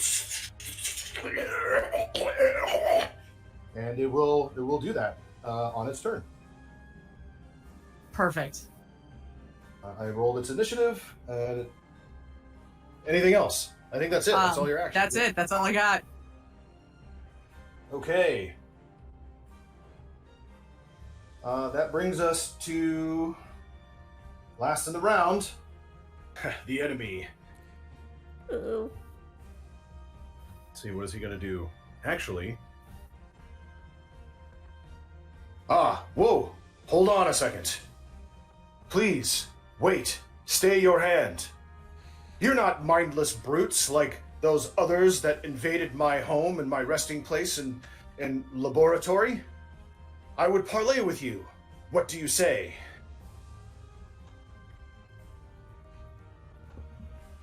Whoa. I mean, that's cooler than fighting. He steadies his mechanical body and does not seem to take any actions, awaiting your response. Shane, it's up to you. Rather, he readies an action to cast a spell if you take a hostile act against him. Okay.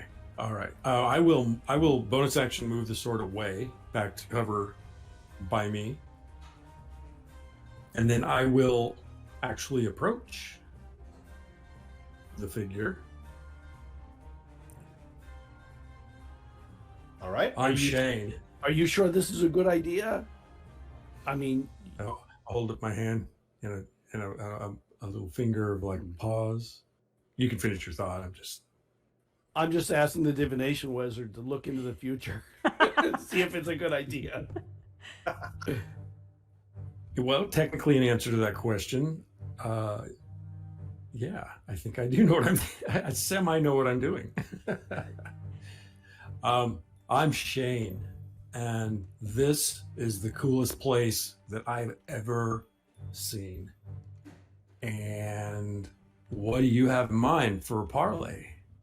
Like, we're here to get those guys out that are in the other room and take them back to some hoity-toity, bureaucratic, man, the system, but we're getting paid for it. So that's all we're here for. What do you got, big skeletal guy? Well, you are obviously of the arcane, for I have seen your skills here as you've unleashed them. I am an arcanist myself, if it hasn't been apparent from the machines that I've used to protect myself and to continue my studies here. However, to keep myself in this form and to have the ability to learn more, I need some of the essence and energy of those that I'm assuming you're talking about those humans that are over there in my dungeon.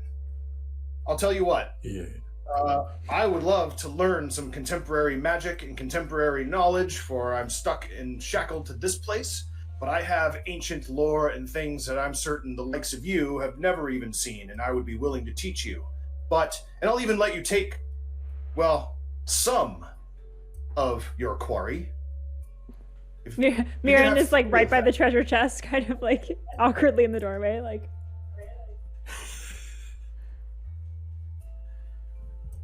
Hells yeah. Save you. Okay, all right. I have to get this straight because, there's some people are expecting to have their way and whatever because that's how they are when they're back in the cities. But how many of the quarry can go? Because I'm thinking, I don't care. I'll stay here and talk. I'll stay here and rap with you,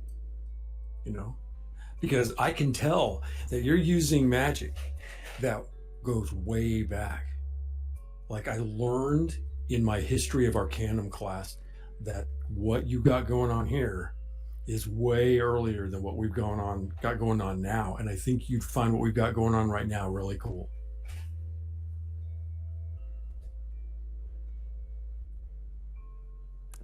Can you guys hear his mic? Oh, I need? you're good. Yeah. Thank you. Voice from the sky. Yes, I need 2 of those humans. You can take 3 of them back if that's what you require. But I need 2 of them for sustaining myself. Okay, I have to huddle. Hey, everybody, come here. Before you do that, then, if you want privacy, can you pull that lever over there? Mirren will immediately run over and pull the lever. I know what this does, she says with a big smile. Okay. Yeah, you pull the lever, and he disappears down into the oil. Should we just go? Allowing you your time to huddle. That's what I was just gonna say. We could just take all of them and leave. I think we can go now. I don't think so, because I think they're probably chained back to the wall again. We better look. Somebody look. We should. Yeah, you go look, and yeah, sure enough, we can- the stocks have reclamped on them, and they are not able to be freed. Okay, huddle. Mirren brings the dancing lights over to create a little circle around the huddle.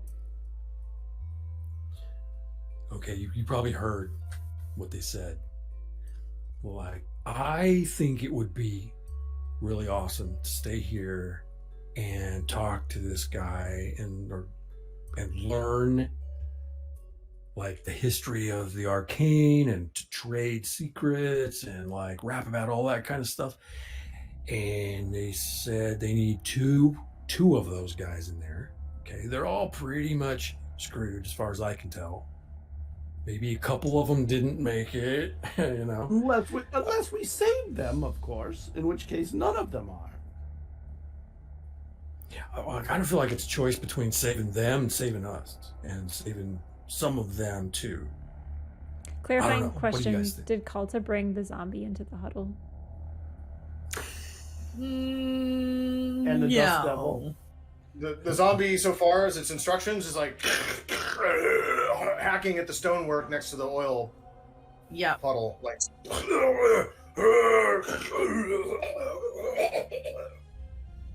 It's mindlessly attacking it, trying to hack at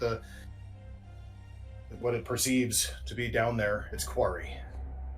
Would the magic sword be able to chop through the chains that hold them? Oh, yes. Maybe unleashing this creature upon the world is the best decision. Man, why do I have to be in the middle of that? Like, I want to talk to this guy. No, not the chains holding it in the stocks. Could it cut No, through I the know, stocks? I know, but so now I'm connected to the sword because I took it. If you want the knowledge, there are books right over there. And who knows what's in that chest that Mirren was about to open?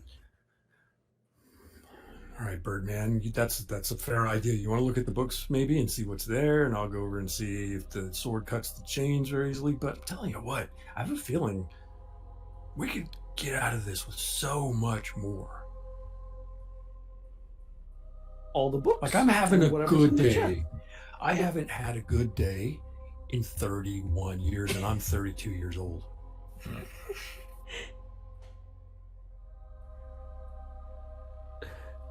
And I don't remember the first year.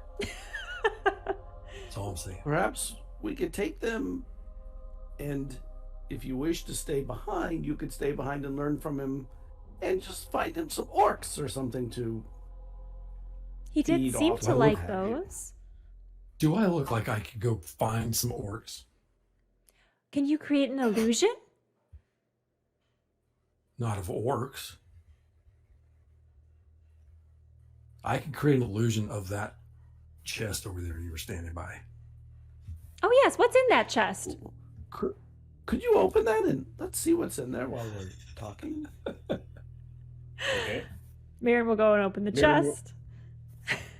Okay. It's not locked. No stone but as you open unturned. it up, it is trapped. Mimic. There's a little, almost like a catapult-like mechanism inside that, as you open up and the hinge work clicks the lever to release it, it launches a bunch of green powder in your face. I need you to roll me a Constitution saving throw, please. Sounds good. Actually, just because of the time and the time frame for today's show, the powder fills the entire chamber. Everybody roll me a Constitution saving throw. No. I'm going to use portent. Oh, okay. What's one of your pre-rolls? 12. Okay. And my con save is +1, so 13. 13. I'm gonna use my rolled inspiration it. so I can get advantage. I'm going to use my dust devil. Oh Okay, well, try and spread it around. It flings it more. It does Now suck fly things all over up. the place. The powder. My higher roll of the two was a 13, so do with that what you will. I have a 8. We may all be feeding this thing. Oh no!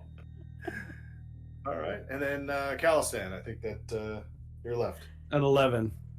The DC is 15. Everybody fails. You all choke to death, and perish here in the dungeons of Sharad Haluro, the ancient Fourth Age Archmage, who's who then is free to spend his time feeding off of the paladins who are remain unrescued from the kingdom of Ramal. Was that the squishiest ending to us ever? Totally. That was totally the squishiest ending that we could have possibly gotten. We're all just like... As Shane's choking, he's like, I fucking told you.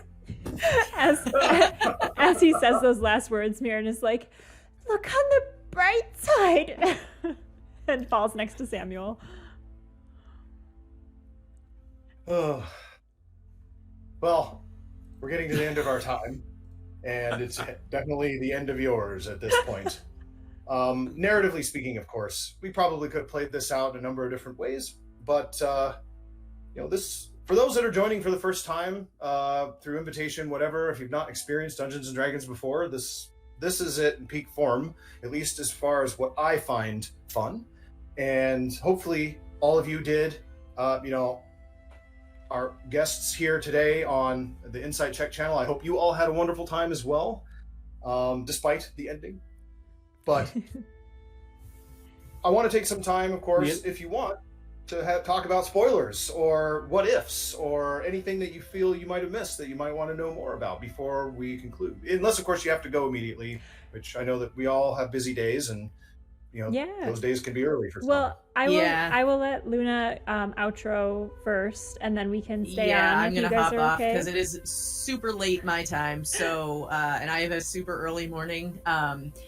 But thank you for having me. Thanks for running this game. It was a lot of fun to play with all you guys, and hopefully we can do it again in the future. I am Gamer Mom Luna, pretty much everywhere on social media: Twitch, Twitter, Instagram. I say Facebook, but I never use it, so don't look me up there. And you can find me Sunday nights at 8 p.m. Eastern Time, 5 p.m. Pacific on my channel, twitch.tv/GamerMomLuna, where I am the creator and host of Tales from the Tavern, which is a weekly roundtable discussion stream. Basically, we talk all things TTRPG, but all of our questions come from chat, so it's a ton of fun. We never know what kind of questions we're going to get every week. Sometimes they're hilarious and silly, and other times they're really like poignant and thoughtful, and so it really can just depend. We just did a fundraiser for World Central Kitchen where we ate a bunch of hot sauces and nearly melted our faces off. And then coming up in July, I'm going to be running a 3-day fundraiser for Extra Life. So nice. That will be coming up on July 8th through 10th. We'll be running through from that Friday through Sunday, periodically throughout the weekend. We will have about 24 hours of TTRPG content. So there'll be an Esper Genesis game, a couple of D&D 5e games, an Aether and Steamworks game, and then Tales from the Tavern that Sunday night. And then there's another game that's still yet to be decided what system they're using. So would love to have all of you stop by sometime and check out the streams and say hello. You can bet on it. I look forward to that. Awesome. Well, I will let you pop off the chat here, Luna, and I'm going to do some cam rearrangement. But thank you so much for joining our party as Kalta. And have a great night. And we hope to game with you again soon. Absolutely. Bye, everybody. Take good care. So bear with me as I rearrange some cams. But let's hear from our other guest. Let's hear from Scott. Wait, are we doing the questions and stuff now? Yeah, well, let's continue. Or are we signing off? We can do our who we are and how awesome we are, and then I'll turn it back over to Dennis for all of his spoilers. Okay, so I'm Scott. I'm one half of Zeal Zaddy. We are content creators. We are creating an urban setting on Drive-Thru RPG called Vatishar, and we're doing it one small piece at a time. Every week we do make a release. This week we released Lady Adancia, who is a mastermind rogue running a huge empire of criminal activity as a anarchist trying to bring the fall of the types of governments that Shane would dislike also.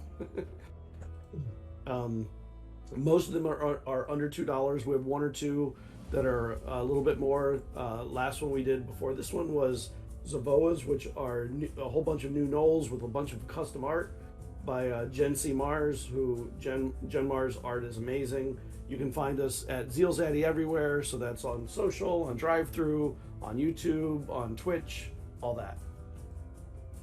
Awesome. And Brilliant. Ty, say hello. Thank you. Yeah, I am Ty. I am Dungeon Mr. Ty on Twitter, but as far as cool stuff goes, more importantly, at Adventure Slang.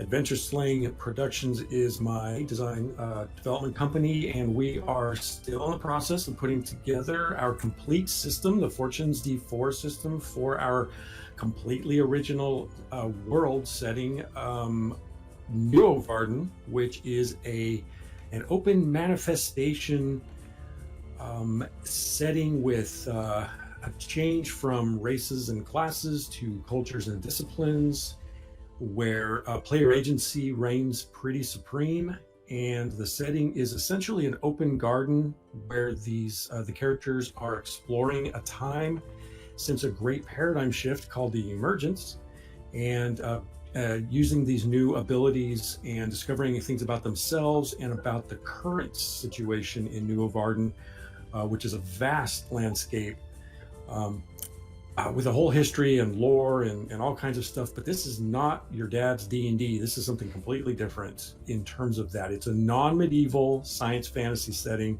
We're really excited about it because we love it, honestly, and hope to bring it to the world.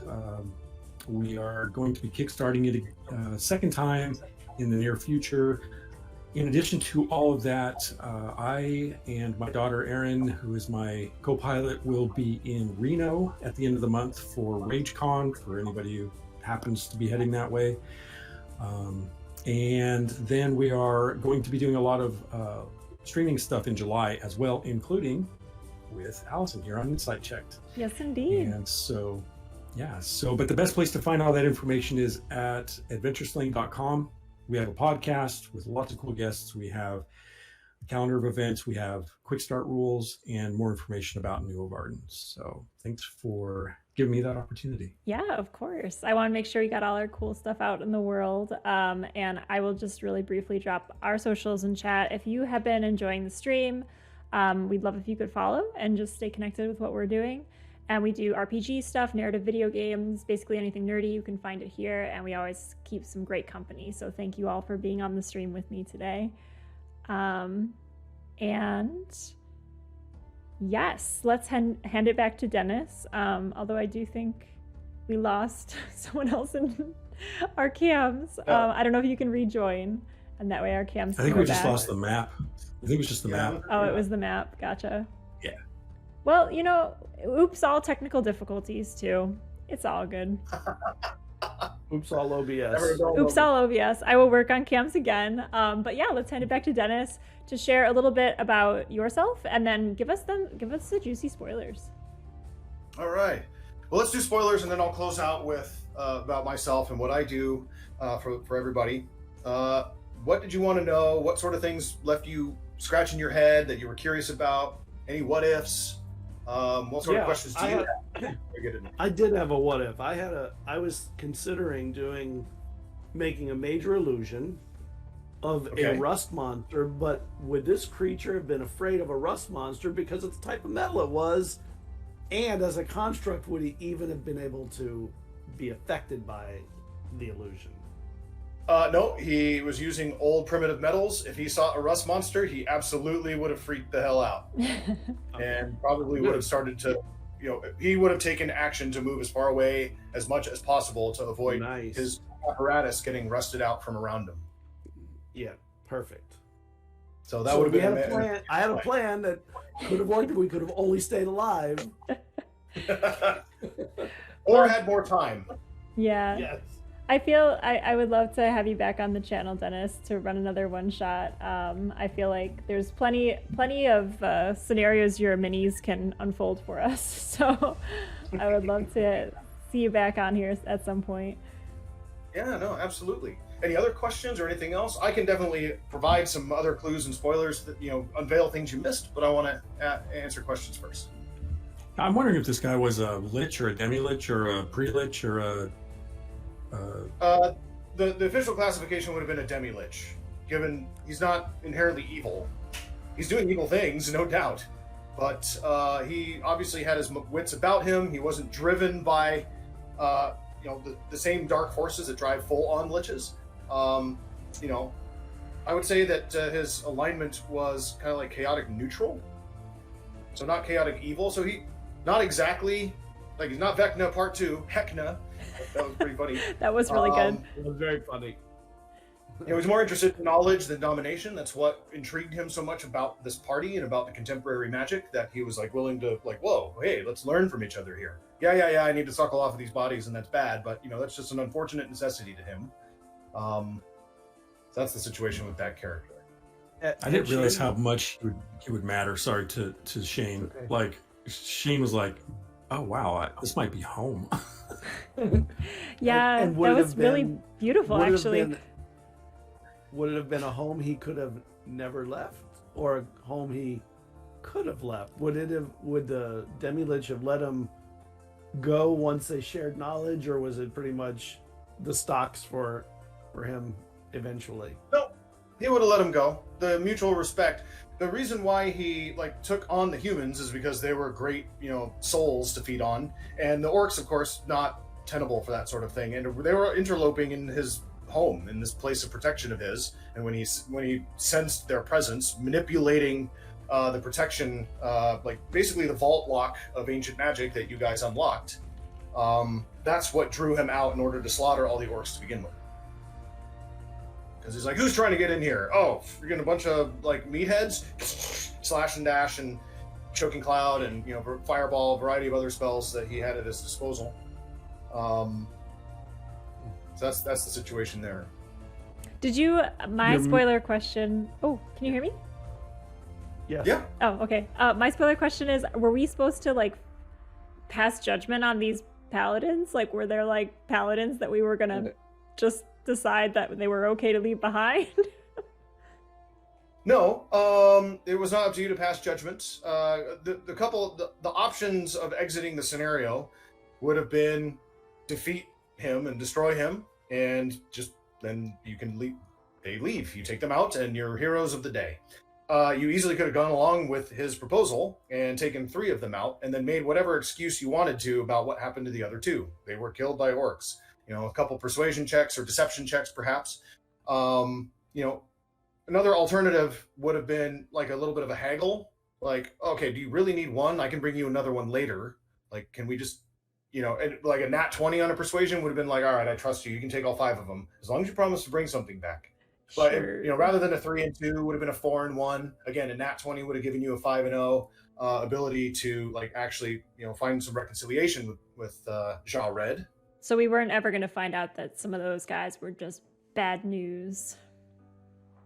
No, they were paladins. They were good holy warriors that were just doing their business, and the reason that they were able to be overcome was because of the human commander of the orcs. I mean, orcs by themselves probably would never be able to beat 5 seasoned Romalan paladins, but with a warlord of Strathmore in their ranks, marshaling them and ambushing them, of course.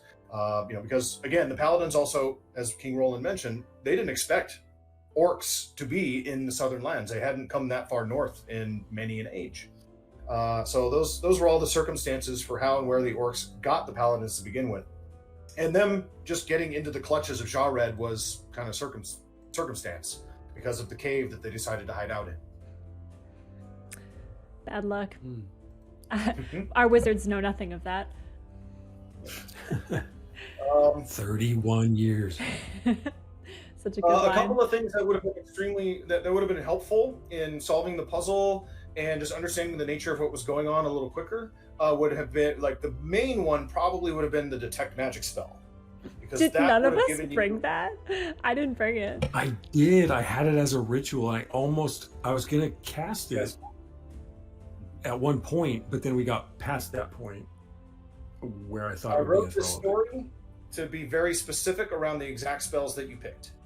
So I played to those in parts of the puzzles and things, to eke out those skills. So Detect Magic would have determined that the vault was an abjuration ritual, protecting something, locking something up, keeping it from being and that would be the nature of that. Would have given you advantage on Arcana checks and other things to investigate the crystals themselves, which I think only one person. I think Scott, you did once with Calistan, but you got like a 9 or something. So it was like, yep, they're related, but the nature of that relation with a 12 or higher would have given you more details about that relationship. And then the Detect Magic, and then the fact that the Wand of Magic Missiles being an evocation spell, and then all of those symbols were all evocation, right?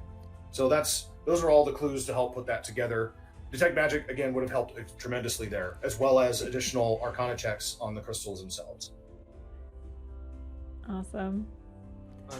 So, Your miniatures are amazing, by the way, and your Thank you. terrain, beautiful. Super awesome. Yeah, my friends who graciously postponed our normal session on tonight were oohing and awing about the map. a labor of love and a labor of wallet raiding by Dwarven Forge, a labor of a lot of crafts from myself and my significant other, who put together a lot, like the gut piles and a lot of the other viscera, right, and another accoutrement around this. So it's not just Dwarven Forge stuff. It's a mix of a lot of different things. And thank you. I appreciate that you, and I hope everyone else also appreciates it. Oh yeah, chat was blowing up with how much they love the minis in the set. And yeah, it's the partners that can create viscera together that stay together, truly. You're here. But yeah, why don't you close us out by introducing yourself, Dennis, and what you do. I've been dropping your links in chat throughout. I'll also drop the YouTube link in chat, just because with stream being what it is today, I'm not gonna attempt to play it, but I hope everyone checks it out. But yeah, share a little bit about what you do and sign us off for the evening. Yeah, if you really enjoy the sets and the set pieces and the story and the way that everything was constructed and this style of play, I'm the purveyor of the D&D Experience, which is a premium D&D hosting service. I can, the links and everything are there, but it's on Airbnb Experiences. If you find yourself in the Seattle area, you can firsthand move these miniatures yourselves in these radical and interesting environments and terrains, exploring this magic and crazy amazing stories in this homebrew world. I specialize mainly, and most of my clients are brand new to Dungeons and Dragons. Folks that have either come in curious about what it's like, or have been brought in by their friends with an array of experiences. And I help create characters, help teach the rules in a simplified fashion, and provide this immersive, I tell people that really, you don't need all this stuff. This is nice, and I love it, and I'm glad everyone else does too, but you don't need any of that. This is all training wheels for the imagination, which is really where the magic happens. And, but hey, training wheels help us ride bikes when we're young.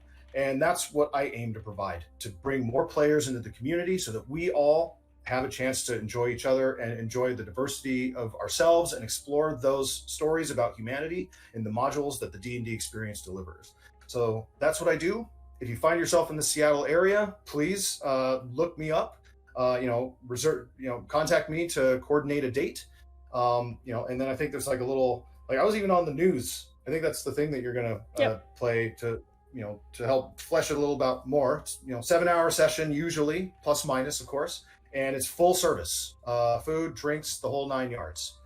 So that's what I do. That's the D&D Experience, and I hope to see many of you that have been here virtually here personally someday. Awesome. Well, thank you so much for running the game. Again, we hope to have you back on the channel for another one shot of chaos and poison traps in the future. And thank you both for being a fellow wizard party. Thank you, Luna, who had to drop early. I had such a great time playing with you all.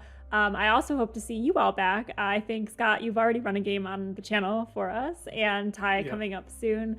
So it's really great gaming with you. Again, just like a really supportive, collaborative bunch. And I'm so grateful for you sticking around and for playing with us tonight and for bringing all of that imagination and fun. And thank you, chat, for hanging out. We're going to raid somebody. Let's raid Hazards and Hijinks. They do a lot of stuff with improv, and it's really unique. Also, puppets. So I hope there's going to be a puppet when we raid in. That would be pretty great. What? I know. But yeah, thank you, chat, for being here and for wizarding with us. And yeah, it looks like we're all squishy and we didn't make it, but is anyone surprised? Not really. But thank you all. We're going to head to the outro screen, but stick around for that raid and potential puppets. See you all soon. Thanks, everyone. Have a good night. Bye.